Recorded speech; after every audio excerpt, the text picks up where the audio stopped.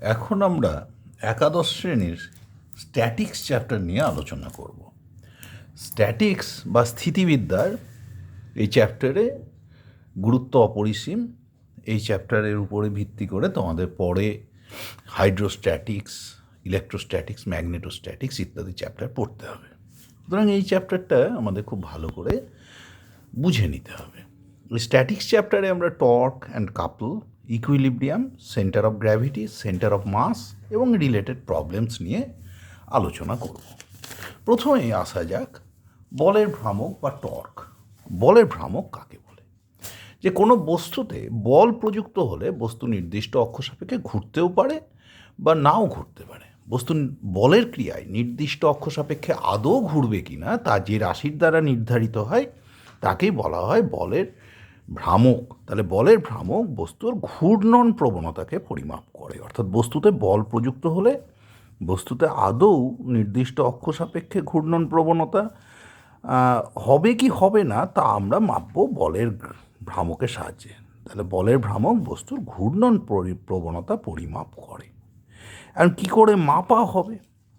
ধরো একটা বস্তু আছে, এখানে চিত্রে দেখা যাচ্ছে, এটা একটা নির্দিষ্ট অক্ষ, এই এক্সে অক্ষ সাপেক্ষে ঘুরতে পারে।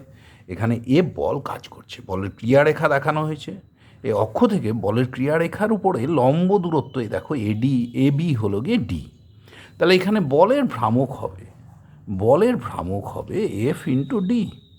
বলের ভ্রামক হবে এফ ইন্টু ডি। এইবার এই বলের ভ্রামক যদি অ্যান্টি ক্লকওয়াইজ সেন্সে হয় তাহলে তাকে বলবো আমরা পজিটিভ। তাহলে অ্যান্টি ক্লকওয়াইজ হলে তাকে পজিটিভ ভ্রামক বলবো, এবং ক্লকওয়াইজ হলে তাকে নেগেটিভ ভ্রামক বলবো।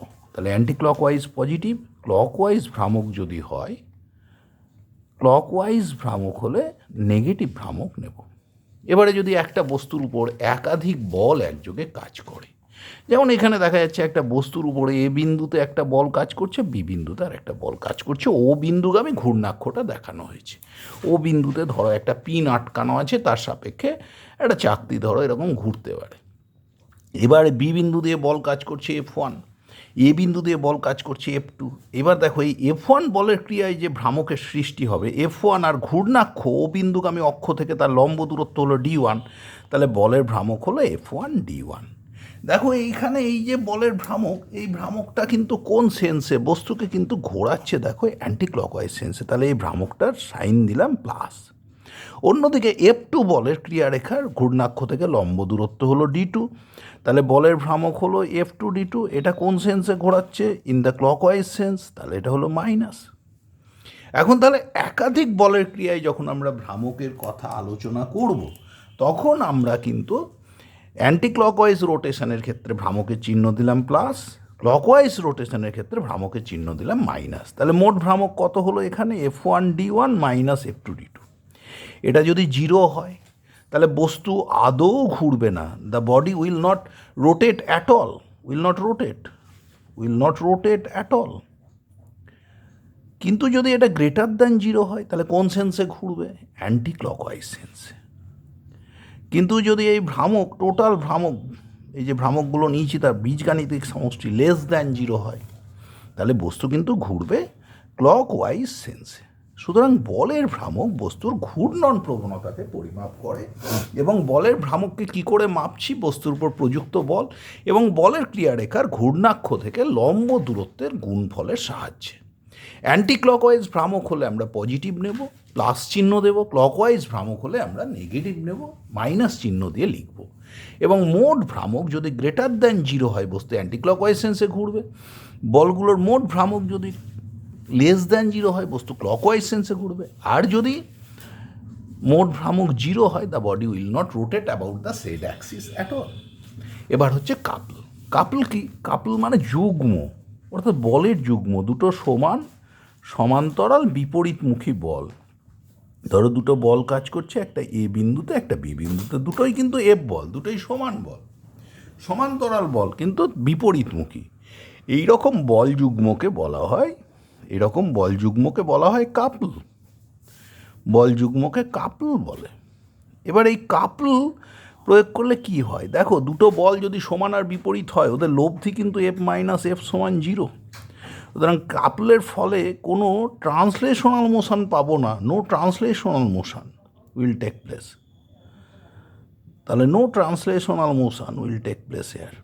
কিন্তু দেখো যদি আমি ও বিন্দুতে একটা ঘূর্ণাক্ষ আছে ভাবি, তাহলে দেখো এই বি বিন্দুতে প্রযুক্ত বল এফ ওকে ঘোরাচ্ছে কোন সেন্সে, দেখো এখানে ক্লকওয়াইজ সেন্সে। এ বিন্দুতে প্রযুক্ত বলও কিন্তু ও বিন্দুর সাপেক্ষে বস্তুকে ঘোরাবে ক্লকওয়াইজ সেন্সে। তাহলে মোট ভ্রামক কী হবে, এই এ বিন্দুগামী বলের জন্য এফ ইন্টু ও এ, বি বিন্দুগামী বলের ভ্রামক একই সেন্সে এফ ইন্টু ও বি। যেহেতু ক্লকওয়াইজ ঘুরছে তাই তুমি টোটাল ভ্রামকের চিহ্ন ঋণাত্মক দিয়ে দিলে, তাহলে সমান মাইনাস এফ ইন্টু ও এ প্লাস ও বি মানে এ বি, তাহলে এফ ইন্টু এ বি। তাহলে দ্বন্দ্বের ভ্রামক, দ্বন্দ্ববলের ভ্রামক মানে কি, এখানে তুমি যে টর্ক পেলে সেটা সমান বল ইন্টু সেই বলের ক্রিয়ারেখার মধ্যে লম্ব দূরত্ব। তাহলে দ্বন্দ্ববল কাকে বলে, দুটো সমান সমান্তরাল বিপরীতমুখী বল যাদের ক্রিয়ারেখা আলাদা, এরকম বল যুগ্মকে বলা হয় দ্বন্দ্ববল। এবং দ্বন্দ্ববলের ভ্রামক কী করে পাবো, যে কোনো একটা বল আর বলের ক্রিয়ারেখাগুলোর মধ্যে লম্ব দূরত্বের গুণফল দিয়ে। এই দ্বন্দ্ববল যদি প্রয়োগ করা হয় তাহলে বুঝতেই পারছো কোনো ট্রান্সলেশনাল মোশন হবে না। তাহলে কি হবে, টর্ক তো কাজ করছে, তাহলে রোটেশনাল মোশন পাবো। তাহলে কোনো বস্তুতে দ্বন্দ্ববল প্রয়োগ করলে অনলি যদি কাপল প্রয়োগ করা হয় তাহলে রোটেশনাল মোশন পাবো, কিন্তু কোনো ট্রান্সলেশনাল মোশন পাওয়া যাবে না। এটাই হলো দ্বন্দ্ববলের তাৎপর্য। সুতরাং দ্বন্দ্ববল একটা বল যুগ্ম যেখানে দুটো বিপরীতমুখী বল কাজ করছে, তাই তাদের যদি লব্ধি বলো, লব্ধি বল কিন্তু শূন্য, তাই এর জন্য কোনো ট্রান্সলেশনাল মোশন পাবো না। কিন্তু দ্বন্দ্ববলের ভ্রামক বা টর্ক, টর্ক সমান কি, দ্বন্দ্বের বলের মান ইন্টু বলের ক্রিয়ারেখার মধ্যে লম্ব দূরত্ব। এই দ্বন্দ্বের ক্ষেত্রে টর্কের মান এফ ইন্টু এ বি, এই ও বিন্দু যদি ঘূর্ণাক্ষটা এ বি এর মধ্যবর্তী বিন্দু হয় তাও এফ ইন্টু এ বি হবে, বাইরের বিন্দু হলেও দেখানো যায় এফ ইন্টু এ বি হবে। এবার টর্কের ভেক্টর ফর্ম, ধরো একটা বস্তুতে এ বল কাজ করছে, এ বিন্দুতে এ বল কাজ করছে এবং এ বিন্দুর position vector with respect to the origin O হলো আর। তাহলে দ্বন্দ্ব এই কী বলে তোমার torque, torque tau equals to হয় আর ক্রস এফ। বুঝতেই পারছো এই টাও অর্থাৎ টর্ক এটা হচ্ছে একটা অ্যাক্সিয়াল ভেক্টর, অর্থাৎ এর দিক হচ্ছে along the Axis of rotation. এবং কোন কোন ভেক্টরে গুণ করলে আর ক্রস এফ, অর্থাৎ আর ভেক্টর এবং এ ভেক্টরে ক্রস গুণ করলে। এবার মজা দেখো, তাহলে টাও এর মান সমান সমান কত, mod r into mod F into sine theta. কিন্তু আমরা যখন সংজ্ঞায় বলেছি ওখানে কিন্তু সাইন থিটা ছিল না, কেন জানো, কারণ আমরা লম্ব দূরত্ব নিয়েছি। তাহলে তো লম্ব দূরত্ব আর সাইন থিটা এই গোটা যে দূরত্বটা তোমার সেটাই প্রকৃতপক্ষে হয়ে যাচ্ছিল ডি, তাই এফ ইন্টু ডি বলেছিলাম। দ্বন্দ্ববলের ভ্রামক যেমন এসেছিল বল ইন্টু দূরত্ব, এখানেও তাই পাচ্ছি, কিন্তু এটা লম্ব দূরত্ব। তাহলে যে কোনো বলের টর্ক, বলের ক্রিয়ায় আর সাইন থিটা, যদি আমার কি বলে আর ধরো একটা বস্তু ঘূর্ণন গতিতে আছে, বৃত্তীয় পথে ঘুরছে, তাহলে তার ওপরে যে তোমার বল কাজ করছে ধরো স্পর্শক বরাবর, আর তার যে রেডিয়াস ভেক্টর আর, তাহলে আর ক্রস এফ কোন দিকে হবে দেখো, আর হচ্ছে কোন দিকে, বাইরের দিকে, ক্রস এফ তাহলে কট্রু হচ্ছে কোন সেন্সে, অ্যান্টি ক্লকওয়াইজ সেন্সে। তাহলে দ্বন্দ্ববলের ভ্রামক টর্ক হবে কোথায়, ঘূর্ণাক্ষ হবে দেখো এই তলের ওপরে লম্ব এবং বাইরের দিকে, তাহলে আর ক্রস এফ। এইবারে দেখো আর আর এফের মধ্যে অ্যাঙ্গেল কিন্তু 90 ডিগ্রি, থিটা 90 ডিগ্রি হলে সাইন 90 ডিগ্রির মান কত, সাইন থিটা সমান সাইন 90 ডিগ্রি সমান 1। তাহলে টর্ক কিন্তু হয়ে যাচ্ছে আর ক্রস এফের মান কিন্তু হয়ে যাচ্ছে প্রকৃতপক্ষে আর ইন্টু এফ। কিন্তু এখানে আরটা কি, আরটা হলো কিন্তু ঘূর্ণাক্ষ থেকে বলের ক্রিয়ারেখার লম্ব দূরত্ব। এই গেল আমাদের টর্কের কথা, খুব গুরুত্বপূর্ণ আলোচনা। নেক্সট আমরা যাচ্ছি সাম্যাবস্থায়, ইকুইলিব্রিয়ামে। সাম্যাবস্থা মানে কি, সাম্যাবস্থা মানে হলো ত্বরণহীন অবস্থা। তার মানে বস্তুর কৌণিক ত্বরণও থাকবে না, রৈখিক ত্বরণও থাকবে না, অর্থাৎ বস্তুর রৈখিক বেগ ধ্রুবক হবে, কৌণিক বেগও ধ্রুবক হবে। অর্থাৎ রৈখিক বেগ শূন্যও হতে পারে, আবার নন জিরো কনস্ট্যান্টও হতে পারে, কৌণিক বেগও তাই জিরোও হতে পারে, নন জিরোও হতে পারে, কিন্তু ত্বরণ থাকবে না, মানে সম কৌণিক বেগে বা সমরৈখিক বেগে যেতে থাকবে। এখন ত্বরণ না থাকার জন্য কি হবে? বস্তুতে ত্বরণ সৃষ্টির জন্য তোমরা জানো নিউটনের দ্বিতীয় গতি সূত্র থেকে যে এফ সমান সমান এম এ, বহিস্থ বল সমান ভর ইন্টু ত্বরণ। ত্বরণ শূন্য হতে গেলে বহিস্থ বল সমান জিরো, তার মানে যা এক্সটার্নাল ফোর্সগুলো আমি প্রয়োগ করেছি বস্তুতে তাদের যোগফল হবে শূন্য, তবেই তার ত্বরণ থাকবে না। তাহলে সাম্যাবস্থার একটা শর্ত হলো যে বহিস্থ যে বলগুলো তুমি কাজ করাচ্ছ, যে এক্সটার্নাল ফোর্সগুলো কাজ করাচ্ছ, তাদের যে লব্ধি রেজাল্ট্যান্ট শুড বি জিরো। আবার কৌণিক ত্বরণের ক্ষেত্রে তোমরা দেখবে যে টর্ক সমান জড়তা ভ্রামক ইন্টু কৌণিক ত্বরণ। যদি আমার আলফা কৌণিক ত্বরণকে জিরো হতে হয় তাহলে জি জিরো, তার মানে বস্তুতে যে টর্ক কাজ করছে, যে বলের ভ্রামক কাজ করছে, সেটাও শূন্য হলে পরে তবেই বস্তুতে কোনো কৌণিক ত্বরণ থাকবে না। সুতরাং সাম্যাবস্থা মানে হলো ত্বরণহীন অবস্থা, যখন বস্তু সমবেগে যাবে, সুষম গতিতে থাকবে, অর্থাৎ তার রৈখিক ত্বরণও থাকবে না, কৌণিক ত্বরণও থাকবে না। রৈখিক ত্বরণ না থাকতে গেলে বস্তুর উপর যে বলগুলো কাজ করবে, সেই বলগুলোর এক্সটার্নাল ফোর্স, তাদের বীজগাণিতিক তাদের যে সমষ্টি অর্থাৎ ভেক্টর যোগফল হবে শূন্য। টর্ক জিরো হতে গেলে একাধিক বল কাজ করলে, আমরা তো আগেই দেখেছি যে আলাদা আলাদা বলগুলোর টর্ক নেব এবং তাদের অ্যালজেব্রিক সাম নিলে মোট টর্ক হয়ে যাবে শূন্য। নেক্সট হচ্ছে সদৃশ সমান্তরাল বলের লব্ধি। সদৃশ সমান্তরাল বল মানে সেই বলগুলো, যে বলগুলোর ক্ষেত্রে কি হবে, যারা পরস্পর সমান্তরাল এবং সদৃশ মানে একই দিকে কাজ করছে। যেমন ধরো এখানে ছবিতে দেখা যাচ্ছে একটা হলো F1 বল, আরেকটা হলো F2 বল, দুটোই কিন্তু পজিটিভ ওয়াই অ্যাক্সিস বরাবর কাজ করছে। এখানে দেখতেই পাচ্ছ, এখানে এক্স অ্যাক্সিস ওয়াই অ্যাক্সিস দেখা যাচ্ছে। F1-এর ক্রিয়ারেখা অরিজিন থেকে x1 দূরত্বে আছে অ্যালং এক্স অ্যাক্সিস, সেই ডিস্টেন্সটা, এবং F2-র ক্রিয়ারেখা অরিজিন থেকে x2 দূরত্বে আছে, OB সমান সমান x2, আর OA F1-এর লম্ব দূরত্ব হলো গিয়ে x1। এখন দেখো, তাহলে যদি একই ট্রান্সলেশনাল মোশন দিতে হয়, এখন সমান্তরাল বলে লব্ধি নির্ণয়ের ক্ষেত্রে একটা কথা মনে রাখবে, এর আগে পর্যন্ত আমরা শুধু ট্রান্সলেশনাল মোশনের কথা বিবেচনা করছিলাম, কিন্তু এখন লব্ধি নির্ণয়ের ক্ষেত্রে যেমন ট্রান্সলেশনাল মোশনের কথা ভাববো, সেরকম রোটেশনাল মোশনের কথাও কিন্তু আমাদের চিন্তা করতে হবে। এখানে তাহলে যদি F1 আর F2 ট্রান্সলেশনাল মোশনের কথা ভাবি, তাহলে লব্ধি R সমান F1 প্লাস F2। আর যদি রোটেশনাল মোশনের কথা ভাবি, দেখো ও বিন্দুর সাপেক্ষে F1 বলের ভ্রামক কত হবে?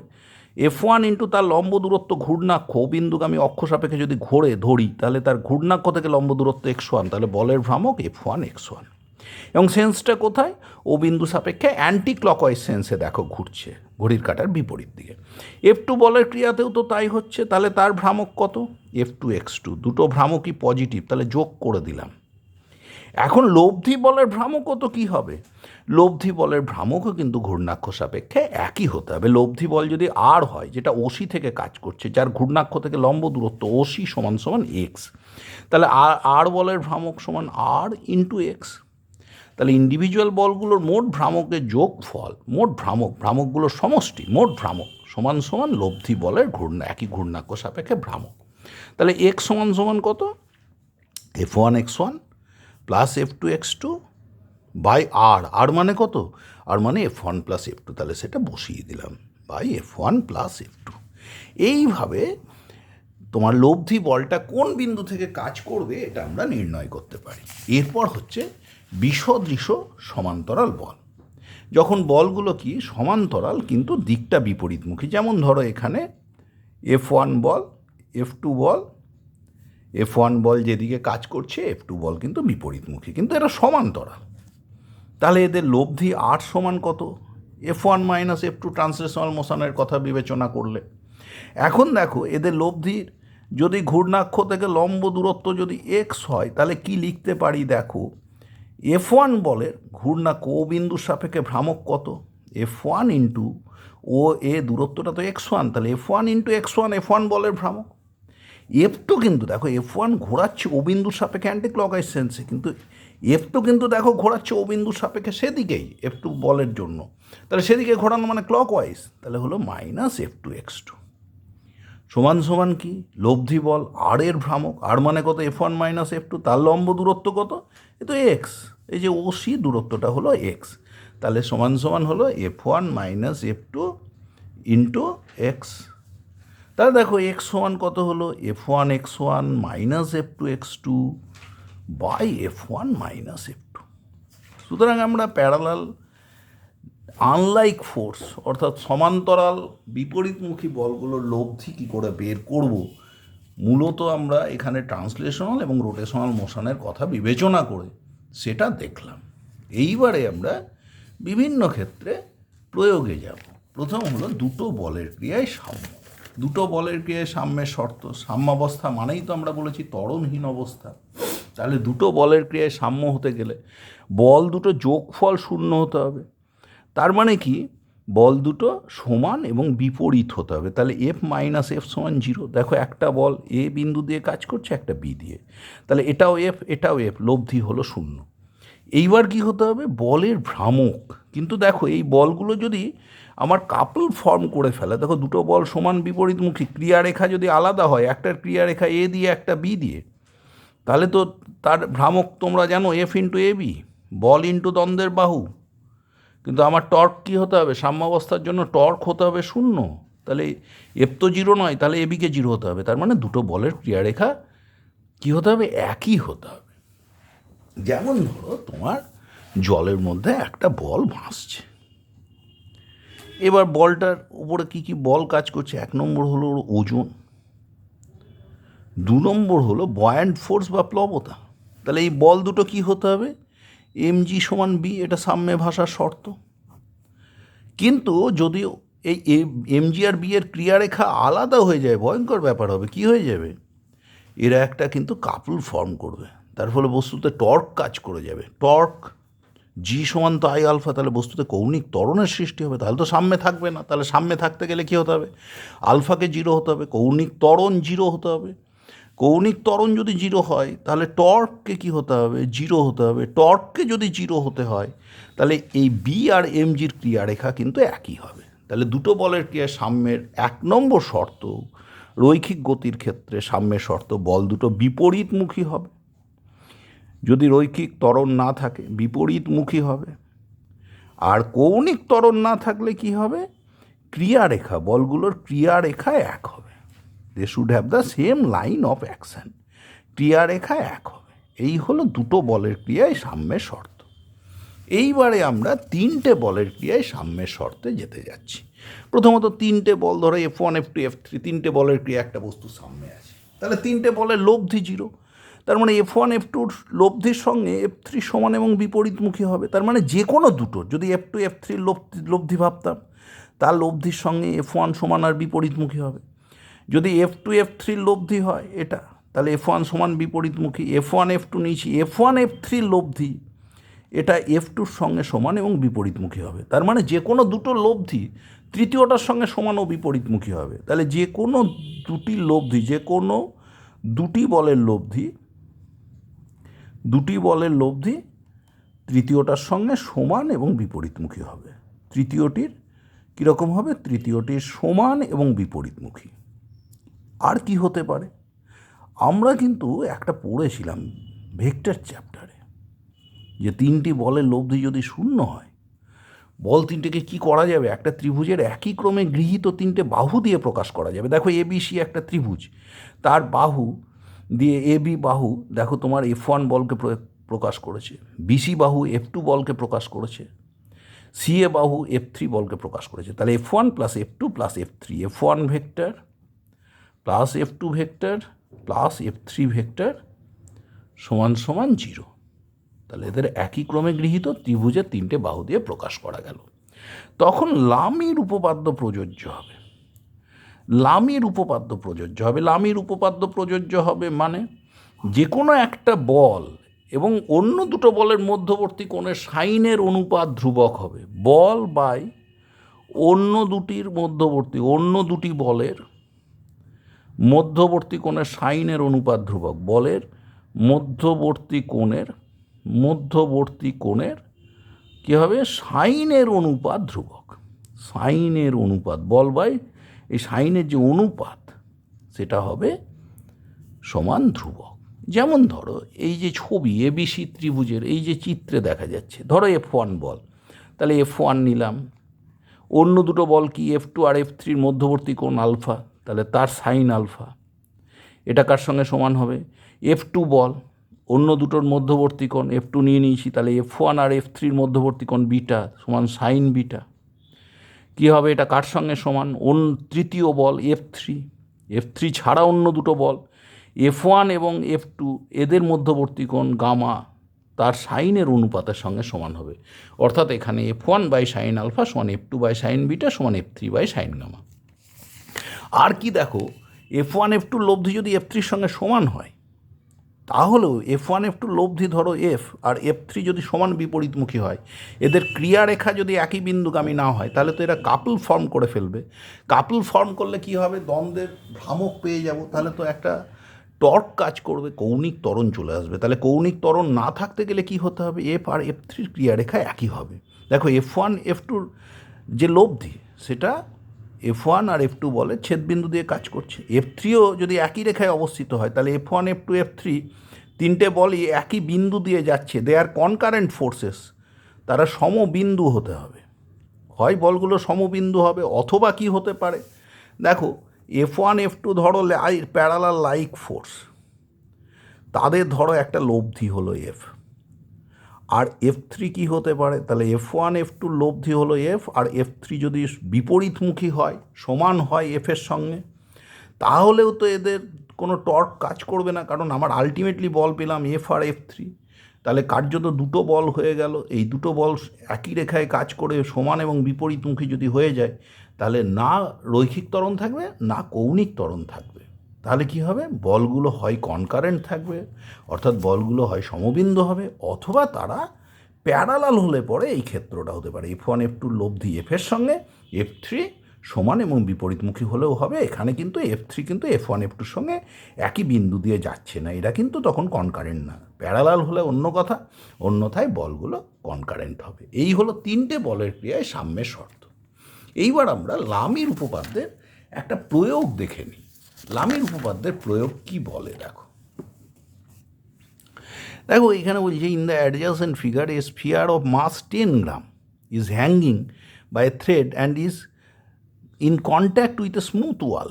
একটা ওয়াল আছে ধরো AB, এর সঙ্গে গোলকটা কন্ট্যাক্টে আছে। আর কত গ্রাম ভরের গোলক? 10 গ্রাম।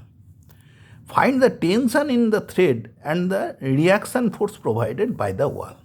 দেখো এবার মজা, কী কী ফোর্স কাজ করছে? 1 নম্বর হলো দড়ির যে টান সেটা কাজ করছে। 2 নম্বর কি কাজ করবে? গোলকের ওজন কাজ করবে। 3 নম্বর আর কি, দেওয়ালটা কীরকম দেওয়াল বলেছে? স্মুথ ওয়াল। ওয়াল যদি স্মুথ হয় তাহলে শুধু রিয়াকশান ফোর্স কাজ করবে। তাহলে দেখো তিনটে বলের ক্রিয়ায় সাম্যের শর্ত। কি বলে তিনটে বলের ক্রিয়ায় সাম্যের শর্ত? বল তিনটে তাহলে এখানে কনকারেন্ট হলো, কারণ এরা তো প্যারালাল ফোর্স নয়। তাহলে কি হবে? লামির উপপাদ্য প্রযোজ্য হবে। লামির উপপাদ্য প্রযোজ্য হবে মানে কি? যে কোনো একটা বল এবং অন্য দুটো বলের মধ্যবর্তী কোণে সাইনের অনুপাত ধ্রুবক। ধরো এটা রিয়াকশান ফোর্স N কাজ করছে, একটা টান বল T কাজ করছে, আর একটা টেন G ওর ওজন কাজ করছে। তাহলে তিনটে ফোর্স TN এবং টেন G, তিনটে বলের ক্রিয়ায় সাম্যে আছে, বলগুলো কনকারেন্ট। তাহলে যে কোনো একটা বল আর অন্য দুটো বলের মধ্যবর্তী কোণে সাইনের অনুপাত ধ্রুবক। তাহলে সব বলগুলোর মধ্যে কোনটা দেখি। দেখো এই বলটা যেভাবে দেওয়ালে টাচ করে রেখেছে, N আর টেন G এর মধ্যে এই অ্যাঙ্গেলটা 90 ডিগ্রি, কারণ আমার ON রেখা এটা হরাইজন্টাল লাইন, আর এই ওজন কাজ করছে ভার্টিক্যালি ডাউনওয়ার্ড ডাইরেকশনে। এইখানে যদি আমি একটা ভার্টিক্যাল লাইন টানি, দেখো এই কোণটা 30 ডিগ্রি বলে, একান্তর কোণ বলে এটা 30, তাহলে এটা ভার্টিক্যাল লাইন, এটা হরাইজন্টাল লাইন, এদিকে 90 হলো আর ওদিকে 30, তাহলে এই কোণটি হলো 120 ডিগ্রি। এবার গোটা কোণটা তো 360 ডিগ্রি, তার মধ্যে 210 ডিগ্রি চলে গেল, তাহলে এটা হলো কত ডিগ্রি? 150 ডিগ্রি। সুতরাং এইখানে আমরা এই কোণটুকুটা খুব সহজে পেয়ে গেলাম। এইবার তাহলে আমরা হিসেব করে দেখি যে টি বাই কত হবে। অন্য দুটো বলের মধ্যে কোণ 90 ডিগ্রি, তাহলে টি বাই সাইন 90 ডিগ্রি সমান সমান mg মানে 10g। দেখো এই যে 10g, অন্য দুটো বলের মধ্যে কোণ 120 ডিগ্রি বাই সাইন 120 ডিগ্রি সমান সমান, দেখো আর কি বল থাকলো?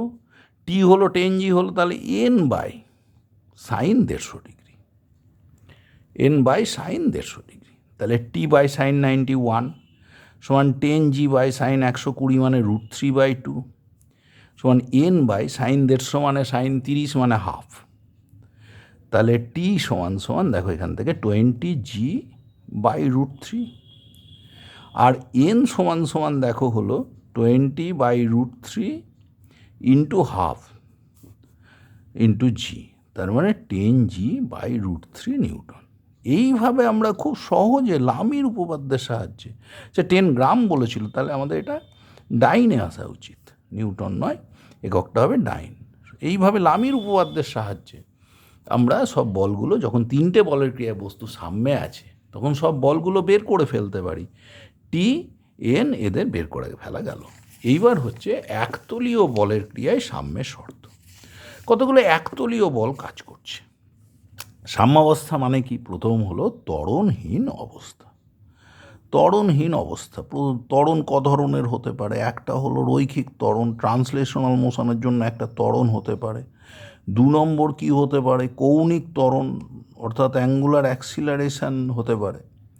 রৈখিক ত্বরণ শূন্য হতে গেলে কি হবে? যে বলগুলো কাজ করছে তাদের লব্ধি 0। দেখো F1 বল ও এক্সের সঙ্গে কোণ করেছে α1, তাহলে F1 এর এদিকের কম্পোনেন্ট F1 cos α1, ওয়াই অক্ষ বরাবর কম্পোনেন্ট তাহলে কত? F1 sin α1। F2 বল, তার এখানে অ্যাঙ্গেল α2, তাহলে এক্স অক্ষ বরাবর কম্পোনেন্ট F2 cos α2, ওয়াই অক্ষ বরাবর কম্পোনেন্ট F2 sin α2। F3 বল, এখানে অ্যাঙ্গেল করেছে কত? α3, তাহলে এদিকের কম্পোনেন্ট হলো F3 cos α3, লম্ব দিকে কত হবে? F3 sin α3। দেখো এই বলগুলোর লব্ধি যদি 0 হতে হয় তাহলে এক্স অক্ষ বরাবর যে কম্পোনেন্টগুলো আছে তারা সেপারেটলি 0 হবে, ওয়াই অক্ষ বরাবর কম্পোনেন্টগুলো সেপারেটলি 0 হবে, অন্যথায় তো দুটো বলের লব্ধি শূন্য হতে পারে না, কারণ দুটো তো বিপরীতমুখী বল নয়। তাহলে এদের লব্ধি কত? F1 cos α1 plus F2 cos α2 plus F3 cos α3 সমান ধরো Fx। F1 sin α1 plus F2 sin α2 plus F3 sin α3, এদের লব্ধি ধরো হলো Fy। তাহলে দেখো আমার এই বলগুলো ভেঙে দুটো বল পেলাম, একটা Fx আর একটা Fy। দুটো পরস্পর লম্ব বলের তো লব্ধি কখনোই শূন্য হতে পারে না, তাহলে কি করে এরা শূন্য হতে পারে? যদি Fx 0 হয় আলাদাভাবে, Fy যদি 0 হয় আলাদাভাবে। সুতরাং কি করব? বলগুলোকে পরস্পর লম্ব দুদিকে ভাঙব, ভাঙার পরে কি হবে? প্রত্যেকটা দিক বরাবর যে বলগুলো পেলাম না, যে তাদের অ্যালজেব্রিক সাম, বীজগাণিতিক সমষ্টি আলাদাভাবে 0 হবে, এক্স অক্ষ বরাবর আলাদাভাবে 0 হবে, ওয়াই অক্ষ বরাবর আলাদাভাবে 0 হবে। অর্থাৎ you are to resolve the forces along two mutually perpendicular directions OX and OY, and the resultant of all the forces along each direction should be separately 0। প্রত্যেকটা দিক বরাবর বলগুলোর যে লব্ধি পৃথক পৃথকভাবে শূন্য হবে। এটা হলো রৈখিক ত্বরণের শর্ত। আর কৌণিক ত্বরণের জন্য কি করব? এই তলের উপর কোনো একটা বিন্দু নেব, কোনো একটা সুটেবল বিন্দু নেব, উপযুক্ত বিন্দু, যে বিন্দুর সাপেক্ষে বলগুলোর ভ্রামক নেব, এবং সেই ভ্রামকগুলোর বীজগাণিতিক সমষ্টি নেব, টোটাল ভ্রামক সমান 0 হবে। তাহলে একতলীয় বলের ক্রিয়ায় সাম্যের শর্ত। তোমাকে লিখতে বললে কিভাবে লিখবে? যে বলবে যে সাম্যাবস্থা মানে ত্বরণহীন অবস্থা। এখন রৈখিক ত্বরণ থাকতে পারে, কৌণিক ত্বরণ থাকতে পারে। রৈখিক ত্বরণের জন্য কী করতে হবে? বলগুলোকে পরস্পর লম্ব দুটো অক্ষ বরাবর ভেঙে নেব, এবং প্রত্যেকটা অক্ষ বরাবর বলগুলোর বীজগাণিতিক সমষ্টি পৃথক পৃথকভাবে শূন্য হবে। কৌণিক ত্বরণের জন্য কী হবে? ওই তলের উপরে একটি উপযুক্ত বিন্দুর সাপেক্ষে বলগুলির ভ্রামক নেব, এবং ভ্রামকগুলির যে বীজগাণিতিক সমষ্টি অর্থাৎ total torque about the said axis should be 0 in order to have no angular acceleration of the body about the said axis। অর্থাৎ ওই অক্ষ সাপেক্ষে বস্তুর কোনো কৌণিক ত্বরণ না থাকতে গেলে ওই টর্কের মান, টোটাল টর্ক হয়ে যাবে 0। নেক্সট পেজে যাওয়া যাক।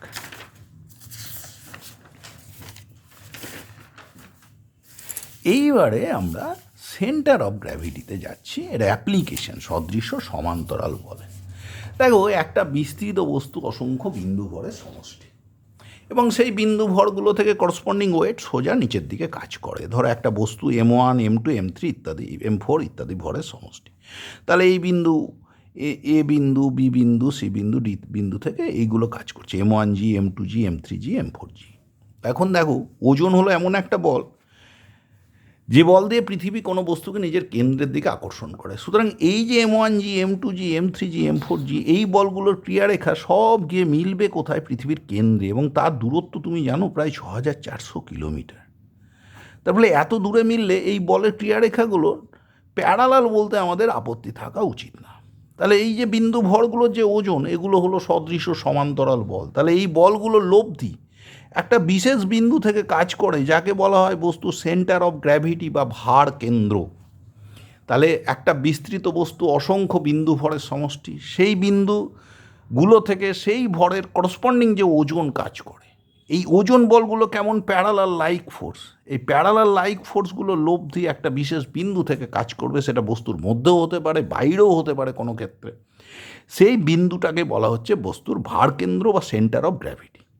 তাহলে আমরা একটু আগে দেখলাম প্যারালাল লাইক ফোর্সের লব্ধি এক্স সমান কত দেখেছিলাম? F1x1 plus F2x2 plus F3x3 ইত্যাদি ইত্যাদি যোগফল বা F1 plus F2 plus F3।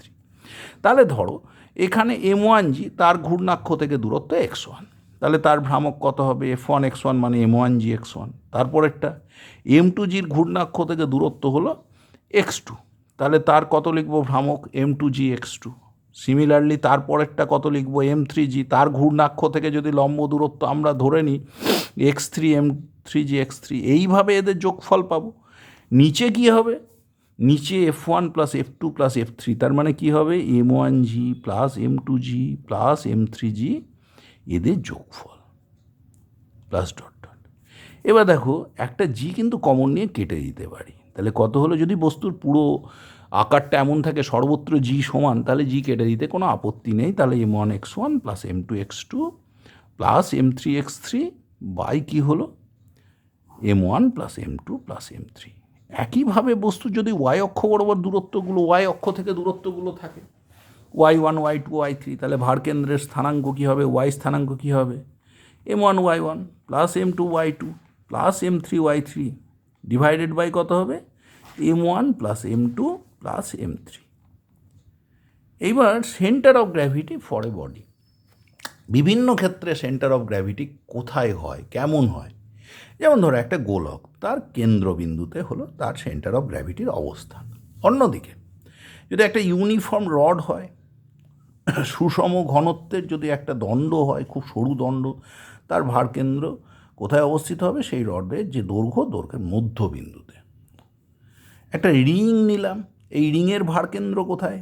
তার সেন্টারে, অর্থাৎ ওই রিংয়ের কেন্দ্রবিন্দুতে। এবং এখানে দেখো ভারকেন্দ্র কিন্তু উপাদানের বাইরে, এর আগের ক্ষেত্রে কিন্তু দেখা গিয়েছিল ভারকেন্দ্র উপাদানের মধ্যে ছিল। সুতরাং ভারকেন্দ্র উপাদানের মধ্যেও থাকতে পারে, বাইরেও থাকতে পারে। যদি একটা ইউনিফর্ম সলিড সিলিন্ডার নিই, তাহলে এই চোঙের যে অক্ষ বরাবর এই যে লেন্থের মধ্যবিন্দু হবে তার ভারকেন্দ্র। একটা যদি রেক্ট্যাঙ্গুলার প্লেট নেওয়া হয়, তাহলে তার যে দুটো কর্ণ তারা যে বিন্দুতে ছেদ করেছে, সেই ছেদবিন্দুটাই হবে ভারকেন্দ্রের স্থানাঙ্ক। এই ভারকেন্দ্রের ইউনিকনেস বলতে কী বোঝায়? ভারকেন্দ্র হলো এমন একটা বিন্দু, আমরা বলতে পারি যে বিন্দু থেকে বস্তুর ওজন সোজা নিচের দিকে কাজ করে। ধরলাম আমার বস্তুর একটা না থেকে দুটো ভারকেন্দ্র আছে, একটা জি, একটা G1। তাহলে দেখো বস্তুকে যেভাবেই রাখি না কেন, তাহলে জি থেকে ওজন কাজ করবে, G1 থেকে ওজন কাজ করবে, কিন্তু আমরা বলেছি এমন একটা বিন্দু যে বিন্দুতে বস্তুর ওজন কাজ করবে। দেখো বস্তুর একটা অবস্থানে জি আর G1 কিন্তু একই ভার্টিক্যাল লাইনে অবস্থিত, অন্য অবস্থানে কিন্তু নয়। তাহলে তো একাধিক ভারকেন্দ্র থাকা সম্ভব নয়। তাহলে বস্তুর একটাই ভারকেন্দ্র থাকতে পারে। এই ভারকেন্দ্র থেকে ধরে নেওয়া হয় বস্তুর সমস্ত ওজন সোজা নিচের দিকে কাজ করছে। এবার সেন্টার অফ মাস, দেখো যেখানে অভিকর্ষজ ত্বরণের মান 0, ধরো তোমার কৃত্রিম উপগ্রহে, আর্টিফিশিয়াল স্যাটেলাইটে, ধরো তোমার কি বলে মহাশূন্যে, তাহলে এই ক্ষেত্রে কি হবে? এই ক্ষেত্রে তো ওজনই নেই, তাহলে ভারই তো নেই, ভারহীন বস্তু, তাহলে তো ভারকেন্দ্রের আলোচনা অমূলক। তখন ধরে নেওয়া হয় বস্তুর ভরের সমানুপাতে একটা বল কাজ করে। সেই বল একটা বিশেষ বিন্দু থেকে কাজ করে, এই যে বিন্দু থেকে কাজ করে সেটাই হলো তার ভরকেন্দ্র। তাহলে কি দাঁড়ালো? দেখো আমরা ভরকেন্দ্রের স্থানাঙ্ক কেমন লিখেছিলাম? এক্স সমান সমান লিখেছিলাম, দেখো F1x1 প্লাস F2x2 বা প্লাস F3x3 ইত্যাদি ইত্যাদি যোগফল by F1 plus F2 plus F3। যদি আমরা এইখানে এই রকম করে দিই, F1-এর জায়গায় কি বললাম, ভরের সমানুপাতি একটা ফোর্স কাজ করছে, তাহলে M1কে, F2-র জায়গায় তাহলে কত লিখব, M2কে, F3-র জায়গায় কত লিখব, M3কে। এবার দেখো আমরা যদি বসাই তাহলে এইখানে কি দাঁড়াচ্ছে, দেখো x সমান সমান M1কে x1 প্লাস M2কে x2 প্লাস M3কে x3 বাই F1 মানে M1কে প্লাস M2কে প্লাস M3কে। দেখো কে কমন নিয়ে কেটে গেলে দেখো M1x1 plus M2x2 plus M3x3 by M1 plus M2 plus M3। তার মানে উপরে কি থাকলো বলো তো, উপরে থাকলো ভর ভ্রামকের যোগফল, সামেশন অফ, উপরে একটা ডট ডট দিয়ে রাখো, সামেশন অফ এমআই এক্সআই, আর নিচে কি, নিচে হলো মোট ভর, সামেশন অফ এমআই, তাহলে ভরগুলোর যোগফল। তাহলে ভর কেন্দ্রের এই ধর্ম সম্পর্কে আমরা দেখলাম যে ভর কেন্দ্র আলোচনা কখন আসছে, যেখানে ভার নেই সেখানে তো ভার কেন্দ্রের আলোচনা অমূলক হয়ে যাচ্ছে, তখনই আমরা কিন্তু ভর কেন্দ্রের আলোচনায় আসছি। এবং ভর কেন্দ্রের স্থানাঙ্ক একইভাবে পাচ্ছি, x সমান M1x1 plus M2x2 plus M3x3 dot dot divide by M1 plus M2 plus M3 dot dot সমান সমান summation of MY xi by summation of MI। এইভাবে ভর কেন্দ্রের y স্থানাঙ্ক একইভাবে আমরা লিখতে পারি, কত লিখব, একই রকম M1y1 plus M2y2 plus dot dot divided by কত লিখব, M1 plus M2 plus dot dot. এইভাবে আমরা ভর কেন্দ্রের অবস্থান পেতে পারি। এইবারে একটা বস্তু, ধরো একটা রড আছে, রডটা ইউনিফর্ম না, তার বলে দিয়েছে যে ঘনত্ব রো সমান রো জিরো ইন্টু এক্স, মানে এক্স বাড়লে ঘনত্ব বাড়ছে, এক্স কমলে ঘনত্ব কমছে। তাহলে এই রডের ভার কেন্দ্র কী করে বের করব? ধরো এই রডটা আছে, রডের লেন্থ ধরো এল। এখানে যখন এইরকম ভ্যারিয়েবল নিচ্ছি তখন আমাদের ক্যালকুলাস দিয়ে অ্যাপ্রোচ করতে হবে। ধরো এক প্রান্ত থেকে এক্স দূরত্বে ডিএক্স একটা ছোট অংশ নিলাম, তাহলে রডের রৈখিক ঘনত্ব রো, তাহলে এইটুকুটা অংশের ভর কত, রো ডিএক্স। কিন্তু দেখো উপরে বলেছি আমরা ভর ভ্রামকের যোগফল, সামেশান এমআই এক্সআই। যদি কন্টিনিউয়াস হয় সামেশান না নিয়ে যোগ করার নিয়ম হয়ে যায় ইন্টিগ্রেশন। তাহলে দেখো এখানে রো ডিএক্স কিন্তু হলো এমআই, এম আই, এক্সআই তাহলে কত, এক্স, তাহলে এমআই এক্সআই কত হলো, রো এক্স ডিএক্স। তাহলে যদি তার টোটাল করি তাহলে এইটা ইন্টিগ্রেশন হবে, এক্সটা কোথা থেকে কোথায় ভ্যারি করছে, জিরো টু রডের লেন্থ এল। নিচে কি হবে, এমআই মানে রো ডিএক্স, তাহলে রো ডিএক্সের যোগফল কত থেকে কত লেন্থে, জিরো টু এল। তাহলে রো তো ছিল না, রো জিরো এক্স ডিএক্স, তাহলে এটা রো জিরো এক্স ডিএক্স, এটা রো জিরো ডিএক্স। তাহলে দেখো কি দাঁড়ালো, rho zero into x rho এর জায়গাতে ছিল, তাহলে এটা একটু ভুল হলো, প্রথম হলো রো ডিএক্স ছিল, rho dx mi, mi xi ছিল রো এক্স ডিএক্স, সেটা সমান সমান লিখতে গেলে rho zero x square into dx হবে, আর নিচেরটা রো ডিএক্স। আমি আরেকবার বলি, এমআই হলো রো ডিএক্স, তাহলে এমআই এক্সআই সমান সমান কত হলো, রো ডিএক্স ইন্টু এক্স, কিন্তু রো সমান রো জিরো ইন্টু এক্স, তাহলে এটা কত হলো, রো জিরো ইন্টু এক্স আরেকটা এক্স, এক্স স্কোয়ার ডিএক্স। তাহলে এমআই এক্সআই করতে গেলে rho zero into X square D X, আর সামেশান এমআই মানে রো ডিএক্স, আর রো মানে কত, rho zero into X dx. তাহলে দেখো উপরে কত হচ্ছে, রো জিরো থাকলো, এক্স স্কোয়ারের ইন্টিগ্রেশন করলে কত হয়, এক্স কিউব বাই 3, লেন্থ কত, জিরো টু এল। নিচে কি হচ্ছে দেখো তো, রো জিরোকে বের করে দিলাম, এক্সের কত হলো, X square by 2, zero to এল।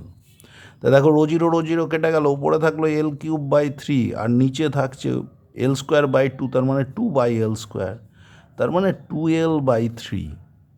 তার মানে এক্স যত বাড়ছে ভর কিন্তু বাইরের দিকে চলে আসছে বেশি, তাহলে ভর কেন্দ্র মধ্যে না থেকে তার থেকে বেশি দূরত্ব হয়েছে, 2/3 এল মানে 0.67 এল প্রায়, মানে 50% এলেরও বাইরে। যদি সুষম দণ্ড হতো তার মধ্যবিন্দুতে হতো, কেন কিন্তু ভারকেন্দ্র ডান দিকে শিফট করে গেল, যেদিকে ভার বেশি ভারকেন্দ্র সেদিকে কিন্তু শিফট করে যায়। এবারে প্রশ্ন হলো কখন ভরকেন্দ্র এবং ভারকেন্দ্র ডিফারেন্ট পয়েন্ট হবে। যদি বস্তু ধরো আমার একটা চোঙাকৃতি পাহাড় আছে, মনে মনে ভাবো বিশাল লম্বা পাহাড়, তাহলে তার ভরকেন্দ্র কোথায়? মধ্যবিন্দুতে। কিন্তু ধরো পাহাড়টা এতটাই বড়, জি কিন্তু পুরো পাহাড় বরাবর কনস্ট্যান্ট নয়। তুমি জানো ভূপৃষ্ঠ থেকে উপরে গেলে অভিকর্ষজ ত্বরণের মান কমতে থাকে, তাহলে নিচের দিকে ধরো পাহাড়টার ভার বেশি, অনেক বড় অনেক বড়, এদিকেও ইনফাইনাইট লং ওদিকেও ইনফাইনাইট লং, কিন্তু সুষম চোঙ, সুষম পাহাড় নিচ্ছি হিসেবে সুবিধের জন্য, বোঝার সুবিধের জন্য, তাহলে তার ভরকেন্দ্র ছিল মধ্যবিন্দুতে। কিন্তু যদি এখন নিচের দিকে জি বেশি হয় তাহলে নিচের দিকে ভার বেশি, তাহলে দেখো এটা ছিল সিএম, সেন্টার অফ মাস, কিন্তু নিচের দিকে ভার বেশি কারণ জি বেশি, নিচে জি বড়, নিচে জি বড়, তাহলে ভারকেন্দ্র নিচে শিফট করে যাবে, নিচে যেদিকে ভার বেশি, একটু আগেই বললাম সেদিকে ভারকেন্দ্র শিফট করে, তাহলে এইখানে হয়ে গেল ধরো সিজি। এখন কি আর সিএম আর সিজি একই বিন্দু হলো? তা হলো না। তাহলে যখন বস্তু খুবই বিস্তৃত হবে এবং throughout the body G constant নয়, তখনই ভরকেন্দ্র এবং ভারকেন্দ্র C M not equals to C G হয়ে যায়। ভারকেন্দ্র কোন দিকে শিফট করে? যেদিকে ওয়েট বেশি সেদিকে কিন্তু ভারকেন্দ্র শিফট করে যায়। এবার ইউনিফর্ম হোমোজিনিয়াস পাহাড় ছিল, সম ঘনত্বের ধরো পাহাড়, বিরাট লম্বা উঁচু, উদাহরণ হিসাবে খুব সহজে বোঝার জন্য বুঝছিলাম যে ভরকেন্দ্র থাকলো মধ্যবিন্দুতে, কিন্তু নিচের অংশে জি বেশি, তাই ভার বেশি, ভারকেন্দ্র নিচে শিফট করে গেছে, তাহলে এইখানেতে কিন্তু ভরকেন্দ্র এবং ভারকেন্দ্র একই বিন্দু কিন্তু হলো না। এইবার সেন্টার অফ মাস নির্ণয় করব আমরা একটা অর্ধ রিংয়ের ক্ষেত্রে, C M of a semi circular ring. Semi circular রিংয়ের জন্য কি করে আমরা পেতে পারি ভারকেন্দ্রের অবস্থান সেটা দেখা যায়। দেখো রিংয়ের মোট ভর ধরে নিচ্ছি এম, রিংয়ের ব্যাসার্ধ আর, তাহলে দেখো রিংয়ের একক দৈর্ঘ্যের ভর, রিং তো ওয়ান ডাইমেনশনাল বডি, তাই একক দৈর্ঘ্যের ভর নিলাম এম বাই পাই আর। এইবার দেখো এখানে খুব ছোট angle theta to theta plus d theta, এই যে ছোটো অ্যাঙ্গেলটা কিন্তু ডি থিটা, তাহলে দেখো এই এক্স ওয়াই যে ছোট্ট অংশটা নিয়েছি এই দূরত্বটা কিন্তু হলো আর ডি থিটা, ব্যাসার্ধ আর ছোট্ট অ্যাঙ্গেলটা ডি থিটা, এর সমান আর থিটা করলে এই দূরত্বটা হলো এক্স ওয়াই দূরত্বটা হলো আমার আর ডি থিটা, তাহলে ওইটুকুটা অংশের ভর কত? ইন্টু আর ডি থিটা, এটা হলো মাস।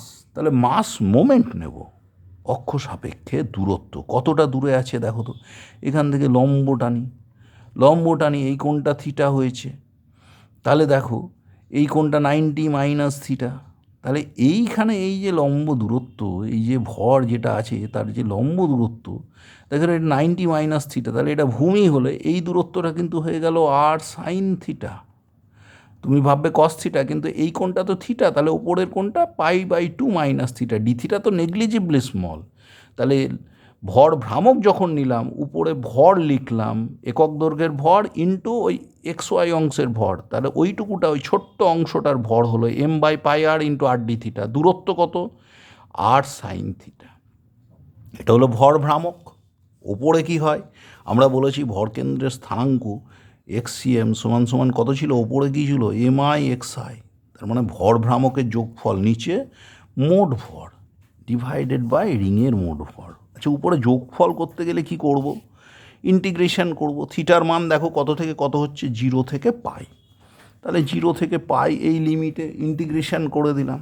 দেখো এখানে আর ক্যাপিটাল আর কিন্তু ভ্যারিয়েবল না, তাহলে কেটে দিচ্ছি ক্যাপিটাল আর উপরে নিচে, এম বাই পাই বেরিয়ে এলো, এম বাই পাই বেরিয়ে এলো, নিচে একটা পাই আছে, আচ্ছা একটা আর বেরিয়ে এলো, সাইন থিটা ডি থিটার ইন্টিগ্রেশন করলে হয় কত?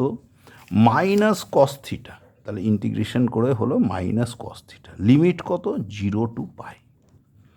তাহলে দেখো এম কেটে গেল, তাহলে আর বাই পাই থাকলো, কস মাইনাস কস পাই, মাইনাস মাইনাসে প্লাস কস 0, কস পাই মানে -1, মাইনাস মাইনাসে +1, তাহলে 2r বাই পাই দূরত্বে। এইভাবে আমরা কিন্তু ভরকেন্দ্রের অবস্থান খুব সহজে নির্ণয় করতে পারি।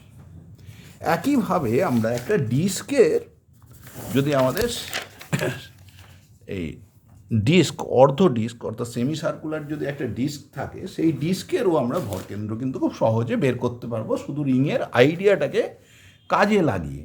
এখানে ডিস্কের কি হলো দেখো, ডিস্কটার ব্যাসার্ধ, বড় ডিস্কটার ব্যাসার্ধ ধরো আর, এই বড় ডিস্ক ও পি হলো তার ব্যাসার্ধ। তাহলে ডিস্কের ক্ষেত্রফল কত? পাই আর স্কোয়ার বাই টু, কারণ অর্ধবৃত্ত, তো বৃত্ত হলে পাই আর স্কোয়ার হতো, তাহলে যেহেতু এটা অর্ধবৃত্ত pi r square by two, two dimensional body, এর ভর যদি এম হয় ডিস্কটার, তাহলে একক ক্ষেত্রফলের ভর m by pi r square divided by two. এবার এই ছোট অংশটার ভর নিচ্ছে, এখানে একটা ছোট অংশ যদি আমি কেটে নিই খুব ছোট্ট করে, ভেতরে কিছু নাই ভেবে এই ছোট অংশটাকে যদি আমি ভাবি, তাহলে এটা তো একটা রিংয়ের মতো হয়ে গেল।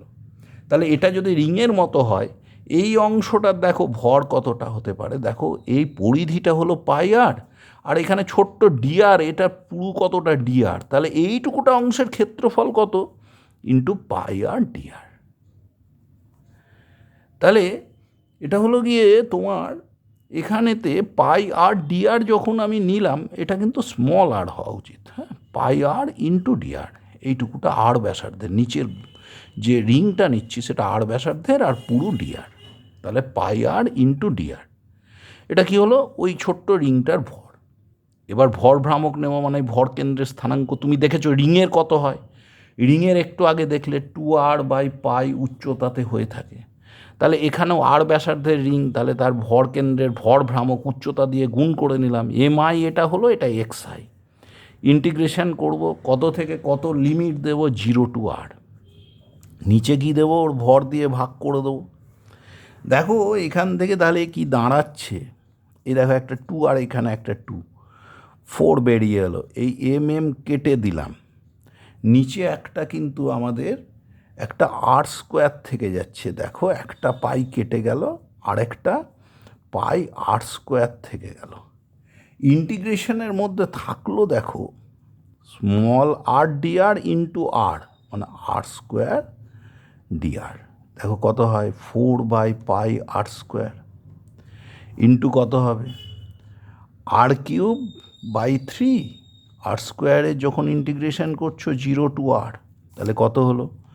4 by pi r square into r cube by 3, তাহলে দেখো 4 আর বাই 3 পাই। সুতরাং এখানে সেন্টার অফ মাসের দূরত্ব কতটা দূরে? এই অর্ধ বৃত্তাকার ডিস্ক যেটা সেন্টার থেকে ভার্টিক্যালি কত দূরে? 4 আর বাই 3 পাই দূরে।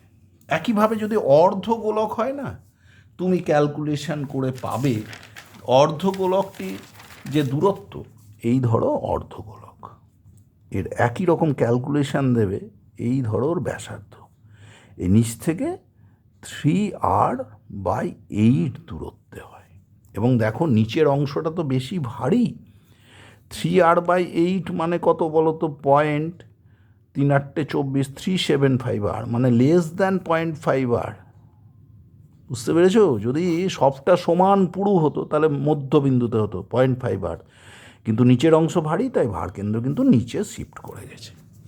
একইভাবে যদি তুমি একটা সলিড কোণ নাও, অর্থাৎ একটা সলিড শঙ্কু নাও, তার ভার কেন্দ্রের উচ্চতা কতখানি? h/4, শঙ্কুর উচ্চতা যদি h হয়, তাহলে সিএমের উচ্চতা xcm, মানে ও থেকে সি এর দূরত্ব সমান h/4। কিন্তু যদি হলো হতো, হলো কোণ যদি হতো, শঙ্কুটা যদি ফাঁপা শঙ্কু হতো, তাহলে ভার কেন্দ্রের দূরত্ব হতো, এটা ধরো ও, এটা সি, তাহলে ওসি সমান h/3, যেখানে ওর উচ্চতা কিন্তু h। এগুলো তোমাদের একটু মনে রাখতে হবে, অন্য ডিডাকশানগুলো খোঁড়া মনে রাখলেই হবে মানগুলো কেমন আসছে। কিন্তু ডিডাকশান এইভাবে করা হয়, বিভিন্ন কম্পিটিটিভ পরীক্ষায় অনেক সময় কষতে দিতে পারে, সেই বেসিসে আমি এগুলো করিয়ে দিলাম। কিচ্ছু না, উপরে হলো সামেশান হলো এমআই এক্সআই, নিচে হলো সামেশান এমআই, এটাই হলো এক্সিএম, অর্থাৎ ভর ভ্রামকগুলোর যোগফল বাই ভরের যোগফল, তাহলেই সেন্টার অফ মাসের অবস্থান তুমি পেয়ে যাবে। এটাই কিন্তু মূল কথা, এই অঙ্কটাই বারবার করা হচ্ছে কিন্তু প্রতি ক্ষেত্রে। এইবারে নেক্সট ক্যালকুলেশনে আমরা যাই, নেক্সট আমাদের কি বলছে দেখা যায় পরের ক্ষেত্রে। ধরো তোমাকে বললো যে 3টে সমান ভর আছে, 3 ইকুয়াল মাস, কোথায় আছে? আর অ্যাট 3 ভার্টিক্সেস অফ এ ট্রায়াঙ্গল। দেখো ট্রায়াঙ্গলের নেচার কিছু বলেনি, তাহলে আমি ধরে নিচ্ছি ধরো ট্রায়াঙ্গলের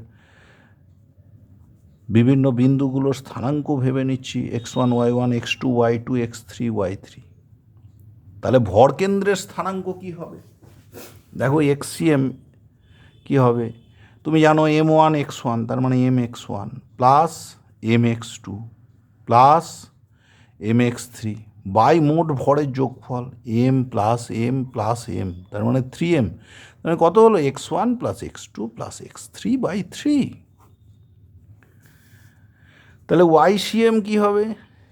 m ইন্টু কত আছে ভর ইন্টু দূরত্ব y1 plus m into y2 plus m into y3 by মোট ভরের যোগফল m plus m 3m common নিয়ে কেটে গেলে y1 plus y2 plus y3 by 3। দেখো এখানে m 3m হয়েছিল, mটা কেটে দিয়েছি।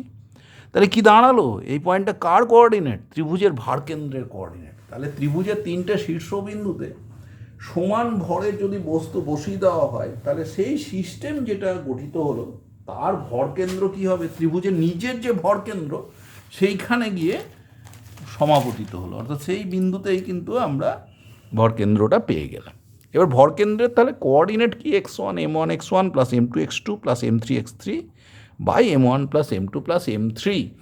এইভাবে আমরা বের করছি। তার মানে কি ইন্ডিভিজুয়াল যে ভর সেই ভরগুলোর ভর ভ্রামক বের করলাম আর নিচে মোট ভর লিখে দিলাম, তাহলে ভরকেন্দ্রের স্থানাঙ্ক পেলাম। এইবার দেখো ভরকেন্দ্রের বেগ, এটা xcm এসেছিল, তাহলে vcm dx dt করব।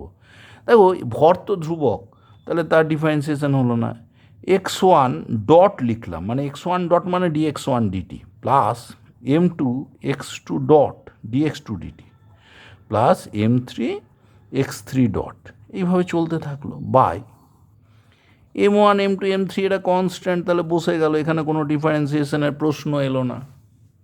তাহলে কি এলো?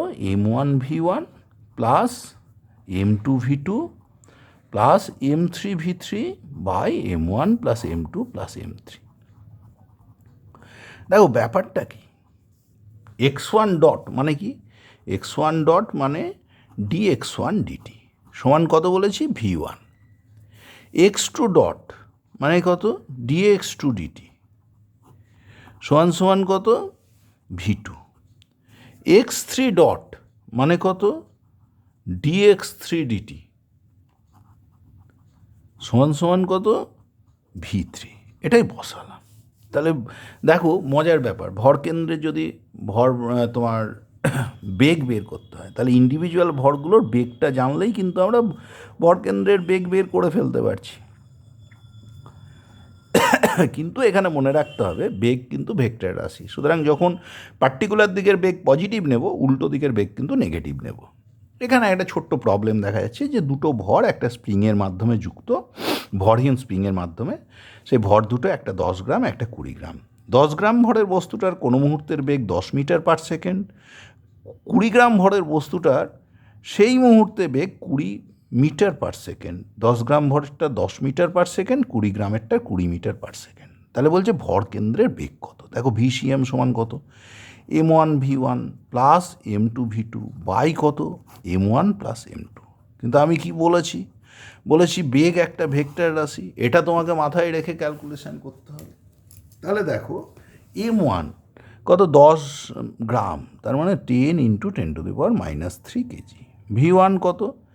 ইন্টু 10 প্লাস m2 কত? 20 ইন্টু কত? 10⁻³ কেজি। বেগ কত? 20 মিটার পার সেকেন্ড ইন্টু 20। কিন্তু দেখো যদি আমি 20 মিটার পার সেকেন্ড এই বেগটাকে পজিটিভ ধরি, তাহলে 10 মিটার পার সেকেন্ড বেগটা নেগেটিভ। তাহলে এইখানে আমার একটা মাইনাস বসিয়ে দেওয়া উচিত এই ভর বেগটার ক্ষেত্রে m1 v1-এ by m1 plus m2। কত হলো? 20 আর 10 30 গ্রাম, কেজিতে নিলাম 10⁻³। দেখো ওপর নিচ থেকে কমন নিয়ে 10⁻³ আমি কেটে দিলাম, উপরে থাকলো এখানে কিন্তু একটা মাইনাস আছে, কারণ এই যে m1 v1 যখন করেছি, দেখো ডান দিকের বেগকে যদি আমি নেগেটিভ ধরি, বাঁ দিকের বেগটা কিন্তু পজিটিভ, এটা তোমরা জানো, বারবার তোমরা করে এসছো। তাহলে -100 প্লাস 400 বাই 30, তাহলে কি হলো 300/30, তার মানে কত হলো 10 মিটার পার সেকেন্ড। সুতরাং ভি ভরকেন্দ্রের বেগ ভিসিএম সমান কত m1v1 plus m2v2 plus m3v3 by m1 plus m2 plus m3। But mind that velocity is a vector quantity. Particular দিকের ভেলোসিটি পজিটিভ হলে উল্টো দিকের ভেলোসিটি কিন্তু নেগেটিভ হবে। এবার ত্বরণ দেখো ভিসিএম পেলাম, তাহলে সিএমের ত্বরণ সমান ভি সিএম যার পেয়েছি তাকে যদি ডিডিটি করি ডিভিডিটি, তার মানে ত্বরণ ডিভিসিএম ডিটি, তাহলে এটা কি হবে m1 v1 ডট করছি আগের মতো, মানে dv1 dt plus m2 v2 dot plus m3 v3 dot divided by m1 plus m2 plus m3। এবার ধরো বস্তুতে কোনো এক্সটার্নাল ফোর্স কাজ করছে না, যদি F0 হয়, F এক্সটার্নাল 0, তাহলে বস্তুর মধ্যে আভ্যন্তরীণ ক্রিয়া প্রতিক্রিয়া বল কাজ করছে, তার মানে বস্তুগুলোর উপর মোট বল শূন্য।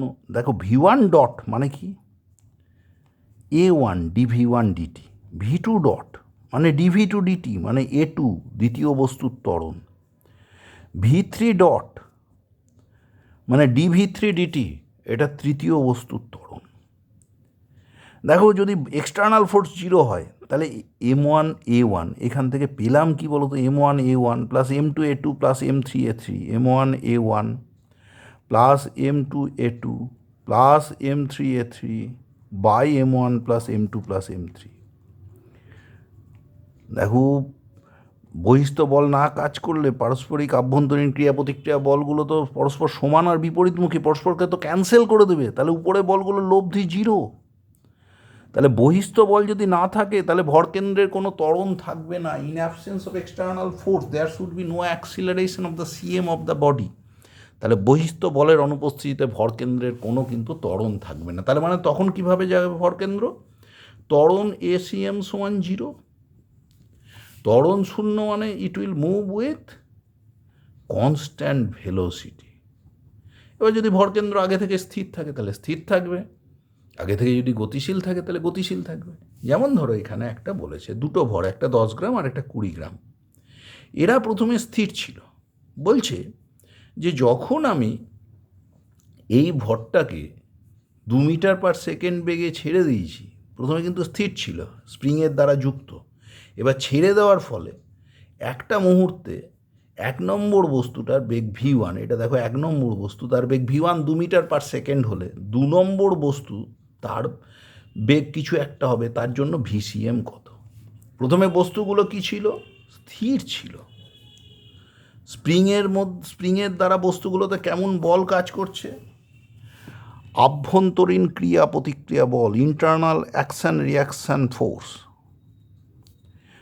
ইন্টারনাল অ্যাকশন রিয়াকশান ফোর্সের লব্ধি কত, নিশ্চয়ই 0, ক্রিয়া প্রতিক্রিয়া বলগুলো সব সমান বিপরীতমুখী, তাহলে লব্ধি হলো 0।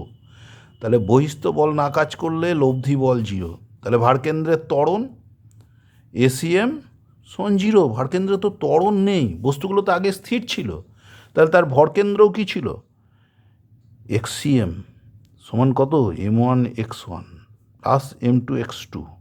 আচ্ছা বেগের কথা, ভিসিএম সমান m1 v1 plus m2 v2 by m1 plus m2। দেখো v1 আর v2 যদি 0 হয়, প্রথমে বস্তুগুলো যদি স্থির থাকে, তাহলে ভরকেন্দ্রের বেগ ছিল 0।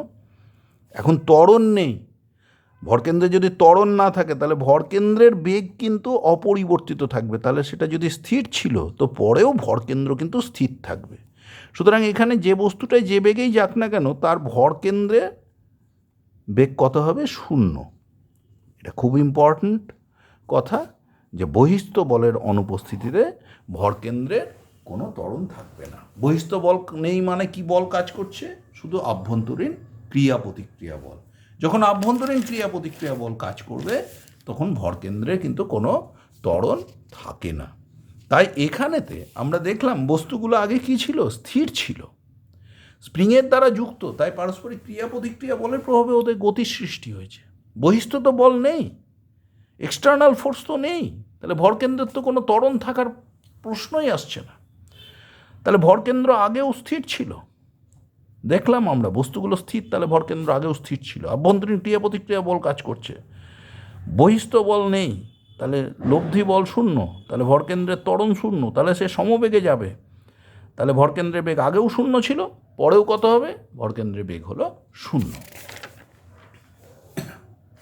নেক্সট প্রশ্নে আমরা আসছি, এবার ম্যাথমেটিক্যাল প্রশ্ন। কি বলছে দেখো, ভরকেন্দ্রের অবস্থান সংক্রান্ত কিছু অঙ্ক আমরা এবার সলভ করব। প্রথম অঙ্ক, a circular plate of uniform thickness as a diameter 56 centimetre. তুমি ডায়ামিটার 56 সেন্টিমিটার মানেই জানো তুমি রেডিয়াসটা হলো 28 centimetre. A circular portion of diameter 42 centimetre is removed from one edge. দেখো, এটা ধরো এ বিন্দু, এটা ধরো বি বিন্দু, এর সেন্টার, এটা সি বিন্দু, আর এখান থেকে একটা অংশ আমরা কেটে নিয়েছি। বস্তুটার দেখো, বস্তুটার কতটা অংশ কেটে নিয়েছি, diameter 42 centimetre is removed from one edge. একটা এজ থেকে আমরা 42 সেন্টিমিটার কেটে নিয়েছি। ধরো এটা সেন্টার পুরো সিস্টেমের সেন্টার এটা, এইটুকুটা কতটা, তাহলে টোটালটা হলো 56 সেমি, তাহলে এসি সমান সমান 28 সেমি। এবার দেখো, এটা হলো C1 বিন্দু, গোটাটা 56, এটা 28, এসি 28, তাহলে CC1ও 28 সেমি, CC1ও কিন্তু 28 সেমি। এইটা সি কিন্তু ওই পেরিফেরিয়াল পয়েন্ট না, একটু ভেতরে হচ্ছে, ঠিক আছে, 42 সেমি। তাহলে এই যে এইখান থেকে দেখো এখানে OC1টা কত, এটা কিন্তু যেটা রিমুভ করেছি তার ব্যাস বলেছে ডায়ামিটার 42 সেমি, তাহলে OC1 সমান 21 সেমি। দেখো, এখন রিমুভ করে নেওয়ার ফলে দুটো অংশের সমষ্টি কিন্তু আমি ভাবতে পারি পুরো বস্তুটাকে। একটা OC1 ব্যাসার্ধের অংশ, আর একটা হলো OC1 অংশটা তুলে নিলে যেটা থাকলো সেইটুকুটা। এখন তোমাকে বলছে find the position of CM of the remaining portion. বাকি অংশের সিএম কোথায় যাবে? দেখো, পুরোটা ছিল সি, কখন, যখন দুটো যুক্ত ছিল, দুটো তাহলে দুটো অংশের সমষ্টি, একটা এই কেটে নিলাম অংশটা, আর একটা এই অংশটাকে তুলে নিলে একটা দেখো বহিস্থ এই অংশটা পড়ে থাকলো, এই যে এই বাইরের এই অংশটা, তাহলে এইটা দ্বিতীয় অংশ। তার জন্য ভরকেন্দ্র ধরো C2তে চলে এলো। এবার দেখো, ডিস্ক মানে 2 ডাইমেনশনাল বডি, তাহলে কী দিয়ে অ্যাপ্রোচ করব? ক্ষেত্রফল দিয়ে। দুটো অংশ যখন জুড়ে ছিল, ভরকেন্দ্র ছিল সিতে, তাহলে সি বিন্দুর সাপেক্ষে অংশ দুটোর ভর ভ্রামক সমান এবং বিপরীত, মানে মোট ভর ভ্রামক শূন্য। ভরকেন্দ্রে বল প্রয়োগ করলে তোমরা জানো বস্তুর কোনো ঘূর্ণন গতির সৃষ্টি হয় না, শুধুমাত্র রৈখিক গতির সৃষ্টি হয়। তাহলে ভরকেন্দ্র সি বিন্দুতে যে দুটো অংশ রয়েছে, দুটো অংশ মানে একটা হলো OC1 ব্যাসার্ধের যে অংশটা তুলে নিচ্ছি সেটা, আর একটা হলো বাদ বাকি অংশটা, তাহলে সি বিন্দুর সাপেক্ষে তাদের ভর ভ্রামক শূন্য, এটা বলাই যায়। দেখো, এখানে CC1 আমাদের 28 সেমি। আচ্ছা দেখো, কোন অংশের ভরটা কতটা, দেখো যেটা কেটে নিয়েছি তার ভর পাই ইন্টু ব্যাসার্ধ কত 21, 21-এর স্কোয়ার ইন্টু একক ক্ষেত্রফলের ভর রো হলো। আর একটা অংশের ভর কত, পাই ইন্টু কত ছিল তার 28-এর স্কোয়ার মাইনাস 21-এর স্কোয়ার কেটে নিয়েছি ইন্টু রো। এবার দেখো, এদের ভর ভ্রামক কার, সি এর সাপেক্ষে। দেখো, CC1 কত 28, আর OC1 হলো গিয়ে তোমার 21 সেমি, তাহলে OC হলো দেখো এই ছোট ভরটার যে ভর ভ্রামক about the centre of mass, মানে এই কেটে নেওয়া এই অংশটার ভর ভ্রামক যা, বাদ বাকির ভর ভ্রামকও তাই, তবেই সেন্টার অফ মাস আছে সিতে। সেন্টার অফ মাসের সাপেক্ষে পুরো সিস্টেমের ভর ভ্রামক কিন্তু শূন্য হয়। তাহলে এই দূরত্বটা কত, 28 থেকে 21 বাদ গেল, তার মানে কত হলো 7। দেখো, এই অংশটা সিও সমান কত, CC1 মাইনাস OC1। CC1 কত 28 মাইনাস OC1 কত 21 সমান 7 সেমি। এইবার দেখো, বাদ বাকি অংশটার ভরকেন্দ্র ত্রিভুজের এই বৃত্তের ভরকেন্দ্র থেকে বা ডিস্কের ভরকেন্দ্র থেকে, সার্কুলার ডিস্কের ভরকেন্দ্র থেকে এক্স পরিমাণ ধরো শিফট করে গেছে, তাহলে ভর ভ্রামক ওটুকুটার ভর ইন্টু এক্স।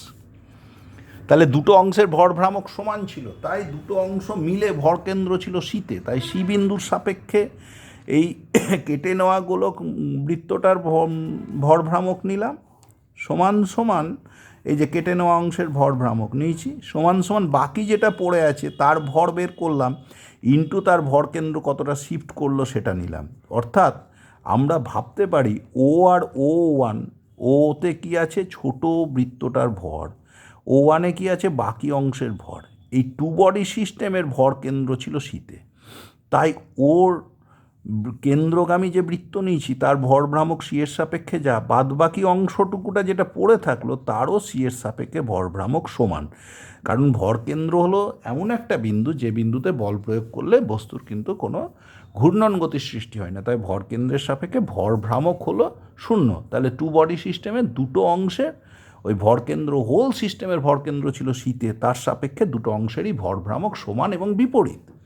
তাহলে দেখো এখান থেকে কি করতে পারি, পাই পাই কেটে দিলাম, কি থাকলো 21 ইন্টু 21 ইন্টু রো ইন্টু 7 সমান 21, 28 প্লাস 21 মানে 49 into 7 into rho into x.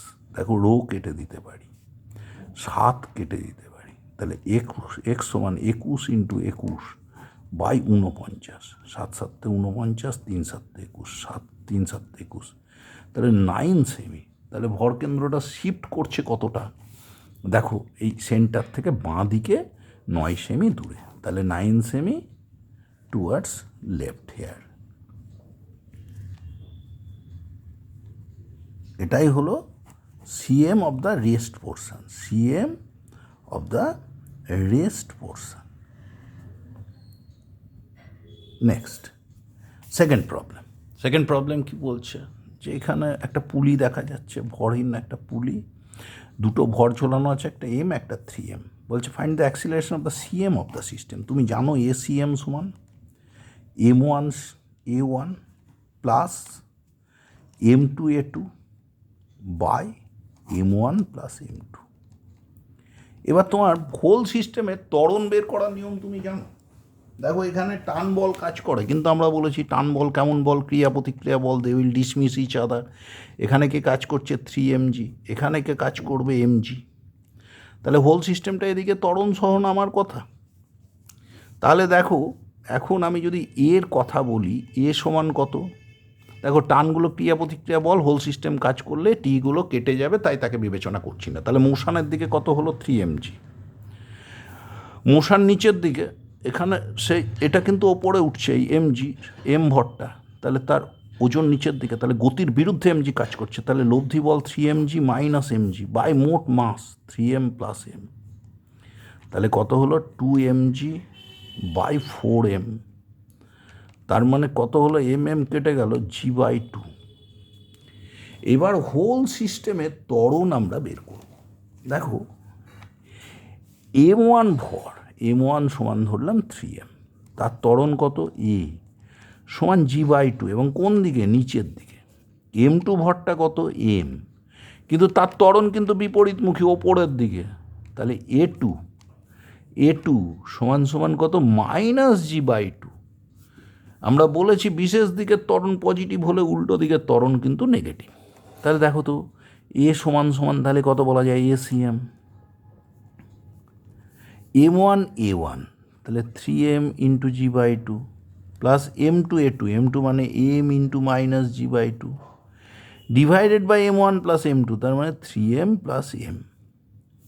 তাই কত হলো, দেখো 1.5 মাইনাস হাফ মানে 3mg/2 মাইনাস mg/2 মানে mg/4m, that is equals to g/2। এখানে একটা শর্টকাট শর্টকাট একটা রাস্তা বলে দিচ্ছি। ACM সমান যখন এই পুলি প্রবলেম হবে m1 minus m2 by m1 plus m2 তার whole square into g। m1 হলো দেখো 3m, m2 হলো m, নিচে হলো 3m প্লাস m গোটাটার হোল স্কোয়ার ইন্টু জি। উপরে এসছিল 2m, নিচে এসছে 4m, তার হোল স্কোয়ার ইন্টু জি। দেখো এখানে 2তে কাটলো, 4 থাকলো g/4। ঝট করে তুমি উত্তরে পৌঁছে যেতে পারবে। বিভিন্ন মাল্টিপল চয়েস টাইপ পরীক্ষায় কিন্তু অনেকটা সময় ম্যানেজমেন্টে সুবিধে হবে তোমার। এইবারে তারপরে প্রবলেমে যাই। বলছি এ টি শেপড অবজেক্ট আছে, এ বির লেন্থ বলে দিয়েছে, force F is applied at P parallel to A B, এখানে পি প্যারালাল টু এ বির প্যারালালে একটা বল এফ দিয়েছে, such that the object has only translational motion without rotation, যদি ট্রান্সলেশনাল মোশন হয় so P is the centre of mass, centre of মাসে বল প্রয়োগ করলে শুধু ট্রান্সলেশনাল মোশন পাই, কোনো রোটেশন কিন্তু আমরা পাই না।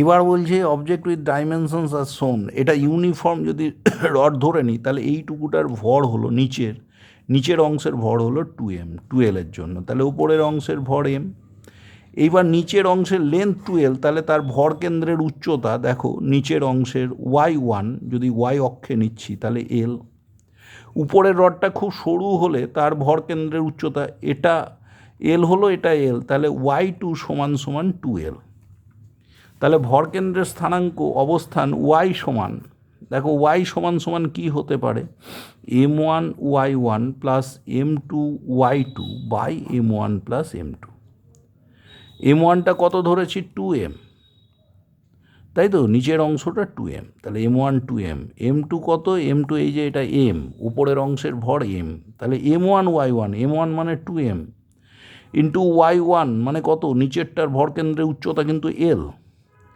প্লাস m2 কত ধরেছি m, উচ্চতা 2l বাই টোটাল ভর m প্লাস 2m মানে 3m, দেখো কত দাঁড়ালো 2ml plus 2ml 4ml by 4ml by এটা হলো m, আর এটার হয়েছিল দেখো 2m আর m 3m এটা হবে, হ্যাঁ m কেটে গেল 4l বাই 3, তাহলে দেখো বলছে যে find the location of P with respect to C থেকে পি এর দূরত্ব সিপি, ওটাই তো ভর কেন্দ্রের অবস্থান, so the distance is 4l by 3, so the distance of P from C is 4l by 3, কারণ ওখানে বল প্রয়োগ করায় তোমার শুধুমাত্র তুমি ট্রান্সলেশনাল মোশন পাচ্ছ, কোনো রোটেশনাল মোশন পাচ্ছ না, so that is the position of CM of the body, centre of মাস।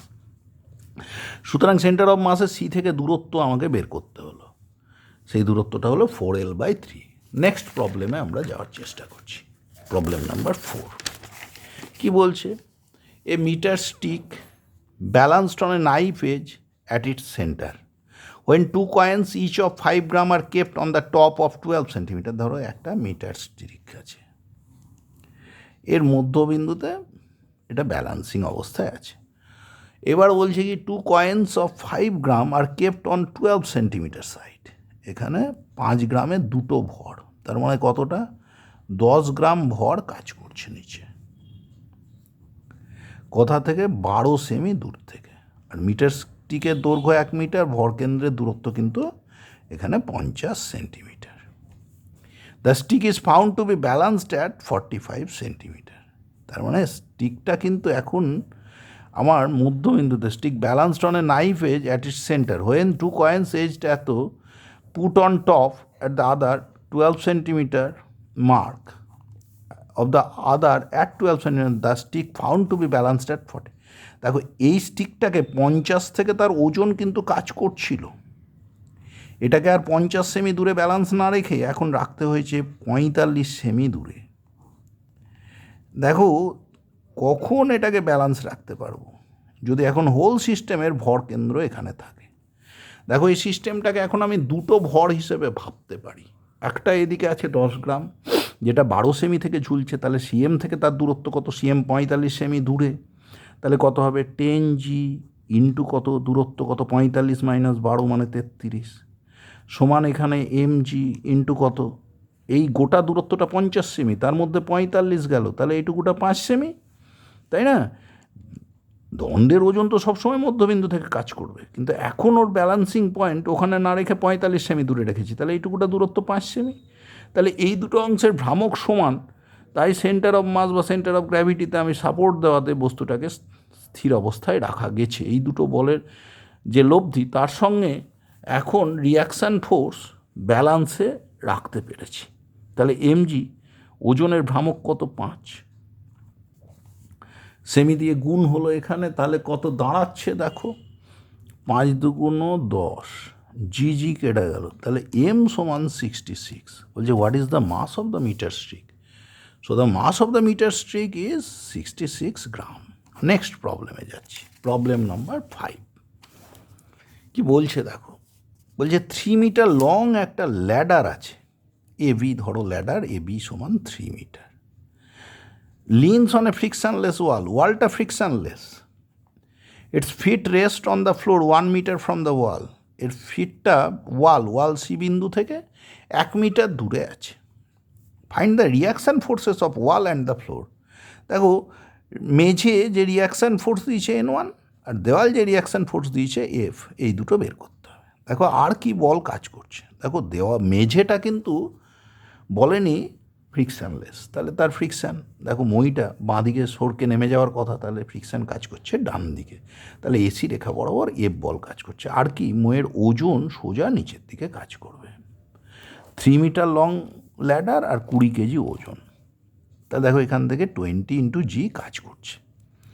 এখন দেখো তাহলে আমরা এইগুলো একটা ভাবতে পারি একতলীয় বলের ক্রিয়ায় সাম্যের শর্ত অনুযায়ী আমরা ভাবতে পারি। দেখো বাঁ দিকে যতটা বল ডান দিকে ততটা ডান দিকে বল কাজ করছে এফ, বাঁ দিকে F1, so we may write down F equals to F1। আর কি লিখতে পারি, N1 ওপরের দিকে mg নিচের দিকে, তাহলে N1 সমান mg সমান সমান 20g। তা দেখো এখানে মেঝের যে রিয়াকশান ফোর্স এটা আমরা পেয়ে গেলাম, আর এফ সমান সমান কিন্তু F1। আর একটা কি বের করতে হবে, দেখো এফ বা F1কে তো আমাকে ঠিকঠাক করে বের করতে হবে। N1 না হয় আমি পেয়ে গেলাম, তাহলে কি করে পাবো, ভ্রামক নেব, এখানে কোনটা থিটা নিলাম, দেখো taking the moment about a, কেন, কারণ এ বিন্দুর মধ্যে দিয়ে ম্যাক্সিমাম বলের ক্রিয়া রেখা যাচ্ছে N1 এবং F, তাহলে এদের ভ্রামক শূন্য N1 এবং F-এর। তাহলে দেখো এই mgর ভ্রামক কতটা হবে, mg মানে 20g ইন্টু দূরত্ব কত, দেখো এই যে এ পি ধরো, তাহলে 20g ইন্টু এপি সমান সমান F1 বল তার ভ্রামক, এর ক্রিয়ারেখা এটা, লম্ব দূরত্ব দেখো এই দূরত্বটা, এই দূরত্ব মানেই কিন্তু বিসি, তাহলে F1 ইন্টু বিসি এটা বলতে পারি। এখন দেখো 20g ইন্টু এপি, এপিটা কত, এপি সমান এডি, এটা ভূমি তো, এডি কস থিটা, তাহলে এডি কস থিটা, ময়ের দৈর্ঘ্য ছিল 3 মিটার, তাহলে এডি হলো 3/2 মিটার, তাহলে A D cos theta, A D into cos theta সমান F1 ইন্টু বিসি। বিসি কি, দেখো এবি 3 মিটার, তাহলে বিসি এটা লম্ব, তাহলে এটা হলো এবি সাইন থিটা, তাহলে এক কথায় দাঁড়িয়ে গেল এবি সাইন থিটা। এইবারে দেখো এডি সমান সমান AB/2, তাহলে এডির জায়গায় আমি বসিয়ে দিচ্ছি, একেবারে এডির জায়গায় বসিয়ে দিচ্ছি AB/2, তাহলে থাকলো 20g ইন্টু এডির জায়গায় বসালাম AB/2 ইন্টু কস থিটা সমান F1 into AB into sine theta. দেখো এবি এবি কেটে গেল, তোমার F1 সমান হলো 10g বাই সাইন থিটা নিচে আসলো, কস নিচে চলে গেল, ট্যান থিটা। এবার ট্যান থিটার মান আমাকে বের করতে হবে। দেখো এটা হলো 1 মিটার, এবি হলো 3 মিটার, তাহলে সমকোণী ত্রিভুজের ধর্ম থেকে বিসি হলো √3² - 1² √8 মানে 2√2 মিটার, তাহলে ট্যান থিটা সমান লম্ব বাই ভূমি মানে 2√2, তাহলে 2√2 আমি বসিয়ে দিতে পারি, তাহলে এখানে হলো 10g বাই 2√2, তার মানে 5g বাই √2 F1। আর দেখো N1 সমান 20g, খুব সহজে আমাদের কিন্তু বেরিয়ে গিয়েছিল, তাহলে এটা হয়ে গেল কত হলো 5g বাই √2, এইখানে দেখো এইখানে হ্যাঁ ঠিক আছে 5g by √2 Newton, 50 by √2 G10 বসালে পড়ে, তাহলে 50 বাই √2 নিউটন, তাহলে কত হলো 25√2 নিউটন। তাহলে দেখো এখানে খুব সহজে আমরা ল্যাডার প্রবলেম সলভ করে ফেললাম। নেক্সট আমরা আরেকটা প্রবলেমে যাচ্ছি, প্রবলেম নাম্বার 6। প্রবলেম 6 কি বলছে দেখো, বলছে যে a 10 kg mass is hanging by 2 wires, one of the wire making an angle 60 degree with the vertical, what should be the angle made by the other wire so that the tension will be minimum in it. দেখো একটা ওয়েটকে আমরা দুটো wire দিয়ে ঝুলিয়ে দিচ্ছি, এই একটা wire এই একটা ওয়্যার, এই ওয়্যারগুলোর একটা বলে দিয়েছে কত অ্যাঙ্গেল করেছে উইথ দ্য ভার্টিক্যাল 60 ডিগ্রি, আর একটা ওয়্যারের অ্যাঙ্গেলটা চেয়েছে, এটা ধরো T1 বল, এটা T2 বল, এটা কত কোণ করেছে এই অ্যাঙ্গেলটা তোমার চাই, এই অ্যাঙ্গেলটা তোমার ধরো হলো থিটা। আর কি বলছে 10 কেজি ওয়েট ইজ হ্যাঙ্গিং, তাহলে তিনটে বলের কি সামনে শর্ত বুঝতেই পারছো 10G। এইবার বলছে যে কি শর্তে the angle made by the other wire so that the tension will be minimum, এই থিটা কত হলে টেনশন মিনিমাম হবে। দেখো খুব সহজভাবে আমরা যদি ভাবি এখান থেকে এটা যদি লম্ব টেনে নিই, এই কোণটা 60 ডিগ্রি হলে এই কোণটা কিন্তু 60 ডিগ্রি, আর এইটা থিটা হলে এটা থিটা, তাহলে এই গোটা কোণটা হলো 60 ডিগ্রি প্লাস থিটা। এখানে একটা কোণ 60 ডিগ্রি গেল, গোটা কোণটা সরল কোণ 180 ডিগ্রির মধ্যে 60 বাদ গেলে এই কোণটা কিন্তু দাঁড়িয়ে গেল 120 ডিগ্রি। এইখানে দেখো এই কোণটা থিটা, গোটা কোণটা এক সরল কোণ, তাহলে এই কোণটা দাঁড়ালো 180 ডিগ্রি মাইনাস থিটা। তা দেখো A B C D, D বিন্দু, এই বিন্দুটা নিলাম N1। তাহলে দেখো আমাদের কি দাঁড়ালো এ ডি বি, এই কোণটা 60 plus theta, A D N1, A B D N1 এই কোণটা 120 ডিগ্রি, আর এ ডি N1 এই কোণটা 180 মাইনাস থিটা। এইবার আমরা তাহলে লিখি লামির উপপাদ্যে যে কোনো বল আর অন্য দুটো বলের মধ্যবর্তী কোণের সাইনের অনুপাত ধ্রুবক, তাহলে কী লিখবো T1 বাই অন্য দুটোর মধ্যে কোণের sine of 180 degree minus theta সমান কত লিখব T2 বাই সাইন 120 ডিগ্রি সমান 10G বাই 60 ডিগ্রি সাইন কত 60 ডিগ্রি প্লাস থিটা। এবার দেখো T2 সমান এত, তাহলে T2 মিনিমাম হতে গেলে সাইনের এই ভ্যালুটা হতে হবে 1, মানে এই অ্যাঙ্গেলটা 60 degree plus theta should be 90 degree, যাতে করে T2 সমান মিনিমাম হয়। T2 মিনিমাম হতে গেলে তা থিটা কত, প্রথম উত্তর থিটা 30 ডিগ্রি। থিটা যখনই তুমি 30 ডিগ্রি পেলে আর কিছু অসুবিধা নেই, T1 বাই সাইন 150 ডিগ্রি সমান T2 বাই সাইন 120 ডিগ্রি সমান 10G বাই সাইন 90 ডিগ্রি। তাই দেখো T1 বাই সাইন 150 মানে সাইন 30 মানে হাফ সমান T2 বাই √3/2 সাইন 91 সমান 10G, সো T1 সমান 10G বাই 2 মানে 5G, আর T2 হয়ে গেল তোমার 10G ইন্টু √3/2 তার মানে 5√3G। সুতরাং T1 T2 বেরিয়ে গেল সেই শর্তে। নেক্সট কোশ্চেন কি বলছে, বলছে 3 particles of masses 1 kg, 2 kg and 3 kg are placed at 3 corners of ABC respectively at an equilateral triangle of edge 1 meter. Find the distance of CM from A. দেখো একটা equilateral triangle বলেছে, সমবাহু ত্রিভুজ, তার 3টে শীর্ষবিন্দু A B C। কী কী বলেছে, 1 KG আছে এতে, 2 কেজি আছে বিতে, 3 কেজি আছে সিতে, তাহলে এতে 1 কেজি, বিতে A B C, এটা বি নিই খুব সহজভাবে, এটা বি নিয়ে নিই সহজভাবে, এটা সি। এতে 1 কেজি, বিতে 2 কেজি, সিতে 3 কেজি। এর সাইড কত বলে দিয়েছে, অফ সাইড এজ 1 মিটার। কোঅর্ডিনেটগুলো সহজ করে ধরে নিচ্ছি, এর কোঅর্ডিনেট 0 0, তাহলে বি এর কত 1 0, সি এর কত দেখো এটা কিন্তু মধ্যবিন্দু হয়, তাহলে সি এর কোঅর্ডিনেট হলো x coordinate half, y coordinate √3/2। তিনজনের কোঅর্ডিনেট লিখে নিলাম।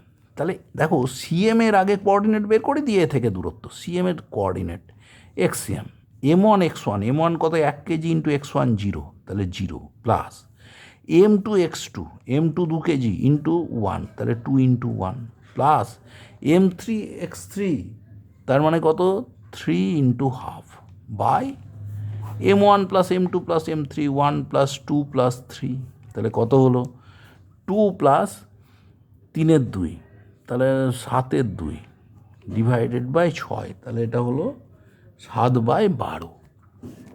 একইভাবে YCM কি হলো M1 Y1 মানে 1 into 0 plus M2 Y2 2 into 0 plus M3 Y3 3 into √3/2 divided by total mass দেখেছি ওর 6 কেজি, একেবারে বসিয়ে দিলাম। তাহলে 3√3/12 √3/4। তাহলে দেখো এক্স এবং ওয়াই কোঅর্ডিনেট বেরিয়ে গেল। এবার এই দূরত্বটা যদি আর হয়, এটা এক্স এটা ওয়াই, এক্সসিএম ওয়াইসিএম, তাহলে আর সমান √ওভার এক্সসিএমের স্কোয়ার প্লাস ওয়াইসিএম তার স্কোয়ার। এবার দেখো এক্সসিএমের স্কোয়ারটা কত, 7 7 49/144 প্লাস ওয়াইসিএমের স্কোয়ার কত, 3/16। নিচে যদি আমি 144 রেখে দিই তাহলে দেখো এখানে থাকছে √49 প্লাস 9 16 144, 3 9 27, তার মানে সমান সমান এখান থেকে হলো 49 56 76 √76/144, তার মানে √19/6 মিটার। এটা হয়ে গেল উত্তর। সুতরাং 7 নম্বর অঙ্ক আমাদের হয়ে গেল। এবার আমরা 8 নম্বর কোশ্চেনে আসছি। বলছে এই মেটাল বার 70 মিটার লং, একটা মেটাল বার আছে সেটা 70 metre long, 4 KG is supported, 4 KG রয়েছে, এটা 4 KG is sum of mass is supported on 2 knife edges placed 10 centimeter from each end. দেখো এই দিকেও 10 সেন্টিমিটার, এদিকেও 10 সেন্টিমিটার দূরে, ওর দৈর্ঘ্য কিন্তু বলে দিয়েছে কত, 70 সেমি। তাহলে এই দুটো এজের মধ্যে দূরত্ব 50 সেমি, এটাও 10 সেমি, এই ডিস্টেন্সটাও বলে দিয়েছে কত তোমার 10 সেমি। এইবার কি বলছে, ওর 4 কেজি ওজন কিন্তু মাঝখান থেকে কাজ করছে 35 সেমি দূরত্ব থেকে, এটাও নিয়ে নিলাম। 6 KG load is suspended at 30 centimetre from one end. দেখো এটা 10, তাহলে এইখানে এই 30 সেন্টিমিটার দূরত্ব থেকে একটা ওয়েট কিন্তু ঝুলিয়ে দিলাম, হোয়ারাজ এটা ছিল 35, তাহলে 30 সেন্টিমিটার এই দূরত্ব থেকে একটা ওয়েট ঝুলিয়ে দিলাম 6 KG. Find the reaction forces at the knife edges. এটা ধরো R1, এটা ধরো R2, তাহলে R1 এবং R2 তোমাকে বের করতে হবে। দেখো এখন যখন আমি এই R1 মানে এই এ বিন্দুর সাপেক্ষে ভ্রামক নেব, তখন দেখো কি দাঁড়াচ্ছে, তখন কিন্তু আমরা R2কে বের করে ফেলবো, আর বি বিন্দুর সাপেক্ষে ভ্রামক নিলে R1কে। তা দেখো এর সাপেক্ষে ভ্রামক নিচ্ছি 6G দূরত্ব। দেখো 6G কত দূরে, এটা 30 সেমি বলেছে, কত দূরে ঝোলানো হয়েছিল 30 সেমি, 30-এর মধ্যে এটা 10 চলে গেল, তাহলে 6G ইন্টু 20 প্লাস R1-এর ভ্রামক কিন্তু 0 আর এর সাপেক্ষে। এখানে দেখো এই 4G ইন্টু এটা 10 সেমি দূরে, তাহলে এটা হলো গিয়ে কত 35-এর মধ্যে 10 চলে গেল, তাহলে থাকলো 25 সমান সমান R1 ইন্টু এদিকেও 10 গেছে ওদিকেও 10 গেছে, তাহলে 50, তাই সরি R2 ইন্টু এটা R2। দেখো আবার বলি যে 6G এর দূরত্ব কত ছিল 30-এর মধ্যে 10 গেল, তাহলে 20, 4G এর দূরত্ব 35, তার মধ্যে 10 গেল, তাহলে 25 সমান R2 ইন্টু এদিকেও 10 গেছে ওদিকেও 10 গেছে, 70-এর 20 গেল 50, তাহলে R2 সমান 120G প্লাস 100G, মানে 220G/50, তাহলে কত হলো 22G/5, তার মানে কত হলো 4.4G। এইবারে যদি তোমাকে R1 বলে, দেখো নিচের দিকে যতটা বল উপরে ততটা বল, R1 প্লাস R2 সমান 10G, so you may find R1 easily সমান 10 থেকে 4.4 বাদ দিলে 5.6G, so you may calculate R1 in such a way. So values of R1 and R2 reaction forces at the knife edges are 4.4G and 5.6G respectively. Next প্রবলেমে কি বলছে দেখো, একটা wedge তার মাস m, তার উপরে একটা স্মল m ভর রাখা হয়েছে, on a frictionless horizontal floor পুরো ব্যবস্থাটা আছে, and its base length is L. A small block of mass m is kept on the top. Find the distance travelled by the wedge by the time block reaches the bottom. দেখো এই ওয়েজটা বলছে যে কিছুটা নিজে এইদিকে সরে আসছে, two body system, একটা এম আর একটা স্মল এম। ওয়েসটা ধরো এক্স ফোরে এলো, স্মল এম ভরটা যখন নিচে পৌঁছাবে এই এক্সের মান তোমাকে বের করতে হবে। দেখো এইখানে কিন্তু যে ফোর্সই কাজ করছে দ্যাট ইজ ওয়েট। ওয়েট কোন দিকে কাজ করছে? ভার্টিক্যাল ডাইরেকশনে। ভার্টিক্যাল ডাইরেকশনে পুরো সিস্টেমটা কিন্তু স্থির ছিল, পুরো সিস্টেমটা কিন্তু স্থির ছিল। তাহলে পুরো সিস্টেমটা যদি স্থির থাকে, ভার্টিক্যালি ফোর্স কাজ করছে, তাহলে হরাইজন্টাল ডাইরেকশানে, ভার্টিক্যাল ডাইরেকশানে কোন ফোর্স কাজ করছে? ওয়েট। হরাইজন্টাল ডাইরেকশানে কোনো ফোর্স কি কাজ করছে? কোনো ফোর্স কাজ করছে না। ফোর্স সমান 0। তাহলে দেখো হরাইজন্টালি সেন্টার অফ মাসে কোনো অ্যাক্সিলারেশন নেই। আগে প্রথমে পুরো সিস্টেমটা কিন্তু স্থির ছিল, সিস্টেম স্ট্যাটিক ছিল। তাহলে সেন্টার অফ মাসের হরাইজন্টাল ভেলোসিটি ছিল 0, তাহলে পরেও ভেলোসিটি হবে 0। সুতরাং দুটো মাসের যে মাস মোমেন্ট হবে দুটোর ইকুয়াল অ্যান্ড অপোজিট, তবে টোটাল মাস মোমেন্টটাও 0 থাকবে। সুতরাং হরাইজন্টাল কোনো অ্যাক্সিলারেশন নেই, সুতরাং সেন্টার অফ মাসের কোনো অ্যাক্সিলারেশন, হরাইজন্টাল অ্যাক্সিলারেশন নেই। তাহলে কি দাঁড়ালো? ওয়েজটা হরাইজন্টালি এক্স শিফট করলো, এম ভরটা যখন নিচে পৌঁছালো সে কিন্তু হরাইজন্টালি নেমেছে এল দূরত্ব, তার মধ্যে এ কিন্তু পিছিয়ে এসছে এক্স। তাহলে ও অবস্থান সাপেক্ষে যতটা হরাইজন্টাল ডিসপ্লেসমেন্ট দিয়েছে that is L minus x. তাহলে স্মল এম ভরের মাস মোমেন্ট কত হলো? এল নেমেছিল কিন্তু পিছিয়ে গেছে এক্স, সমান ক্যাপিটাল এম ভরের এক্স। তাহলে কত দাঁড়ালো দেখো? এম এল সমান capital M plus small M into x. So x equals to M L by capital M plus small M. সুতরাং এটাই হলো ওয়েজের ডিসপ্লেসমেন্ট। এখানে যে ফোর্স কাজ করছে that is the weight, that is the vertical direction force. Horizontal component of force is 0। সুতরাং horizontally centre of মাসের কিন্তু কোনো acceleration, horizontal acceleration of the centre of mass is 0। Horizontal acceleration of CM is 0। তাহলে CM, আগে CM স্থির ছিল, তাহলে এখনও কী হবে? যে দুটো মাস আছে সেই দুটো মাস দুটোর মোমেন্ট কী হবে? মুভমেন্টের জন্য দুটো সমান আর বিপরীত, তাহলেই টোটাল মাস মোমেন্ট আবারও 0 হবে। সুতরাং দুটো অংশের মাস মোমেন্ট ইকুয়াল। এবার দেখো এই উপর থেকে ভরটা যখন নামলো সে কিন্তু সোজা নামলে ওয়েস্টটা স্থির থাকলে সে এল আসতো, কিন্তু ওয়েস্টটাও নিজে তো শিফট করে গেছে এক্স, তাহলে ওর যে হরাইজন্টাল ডিসপ্লেসমেন্ট সেটা এল না হয়ে এল মাইনাস এক্স হয়েছে। সুতরাং ওর mass moment M into L minus x সমান সমান এই ওয়েজের যে মাস মোমেন্ট দুটো ইকুয়াল অ্যান্ড অপোজিট, তবেই টোটাল মাস মোমেন্ট 0। আগেও স্থির ছিল সিএম হরাইজন্টালি, এখনও স্থির থাকবে। So the displacement of the wedge is small M into L by capital M plus small M. Next প্রবলেমে আমরা যাই। নেক্সট প্রবলেম কি বলে? বলছে two particles of masses 1 kg and 2 kg respectively R initially 10 metre apart. দুটো particle initially কত দূরত্বে আছে? 10 মিটার দূরত্বে আছে। 10 মিটার দূরত্বে আছে। At time t equals to 0 start moving with towards each other with uniform speed 2 meter per second and 1 meter per second। একটা কিন্তু অন্যটার দিকে চলেছে, একটা 1 কেজি একটা 2 KG. Find the displacement of the CM. আচ্ছা, সিএমে যখন এদের ভেলোসিটি আছে, ভেলোসিটি অফ দ্য সিএম কী হয়? m1 v1 plus m2 v2 by m1 plus m2। দেখো v1 হলো 2 মিটার পার সেকেন্ড, তাহলে v2 কত? -1 মিটার পার সেকেন্ড। m1 হলো 1 কেজি, m2 হলো 2 কেজি, তাহলে m1 v1 কত? 1 ইন্টু 2 প্লাসের জায়গায় কি হলো? m2 হলো 2, v2 -1 by m1 plus m2 কত? 1 প্লাস 2, তাহলে 2 মাইনাস 2 বাই 3 ইকুয়ালস টু 0। তো সেন্টার অফ মাসের কোনো ভেলোসিটি নেই, স্থির।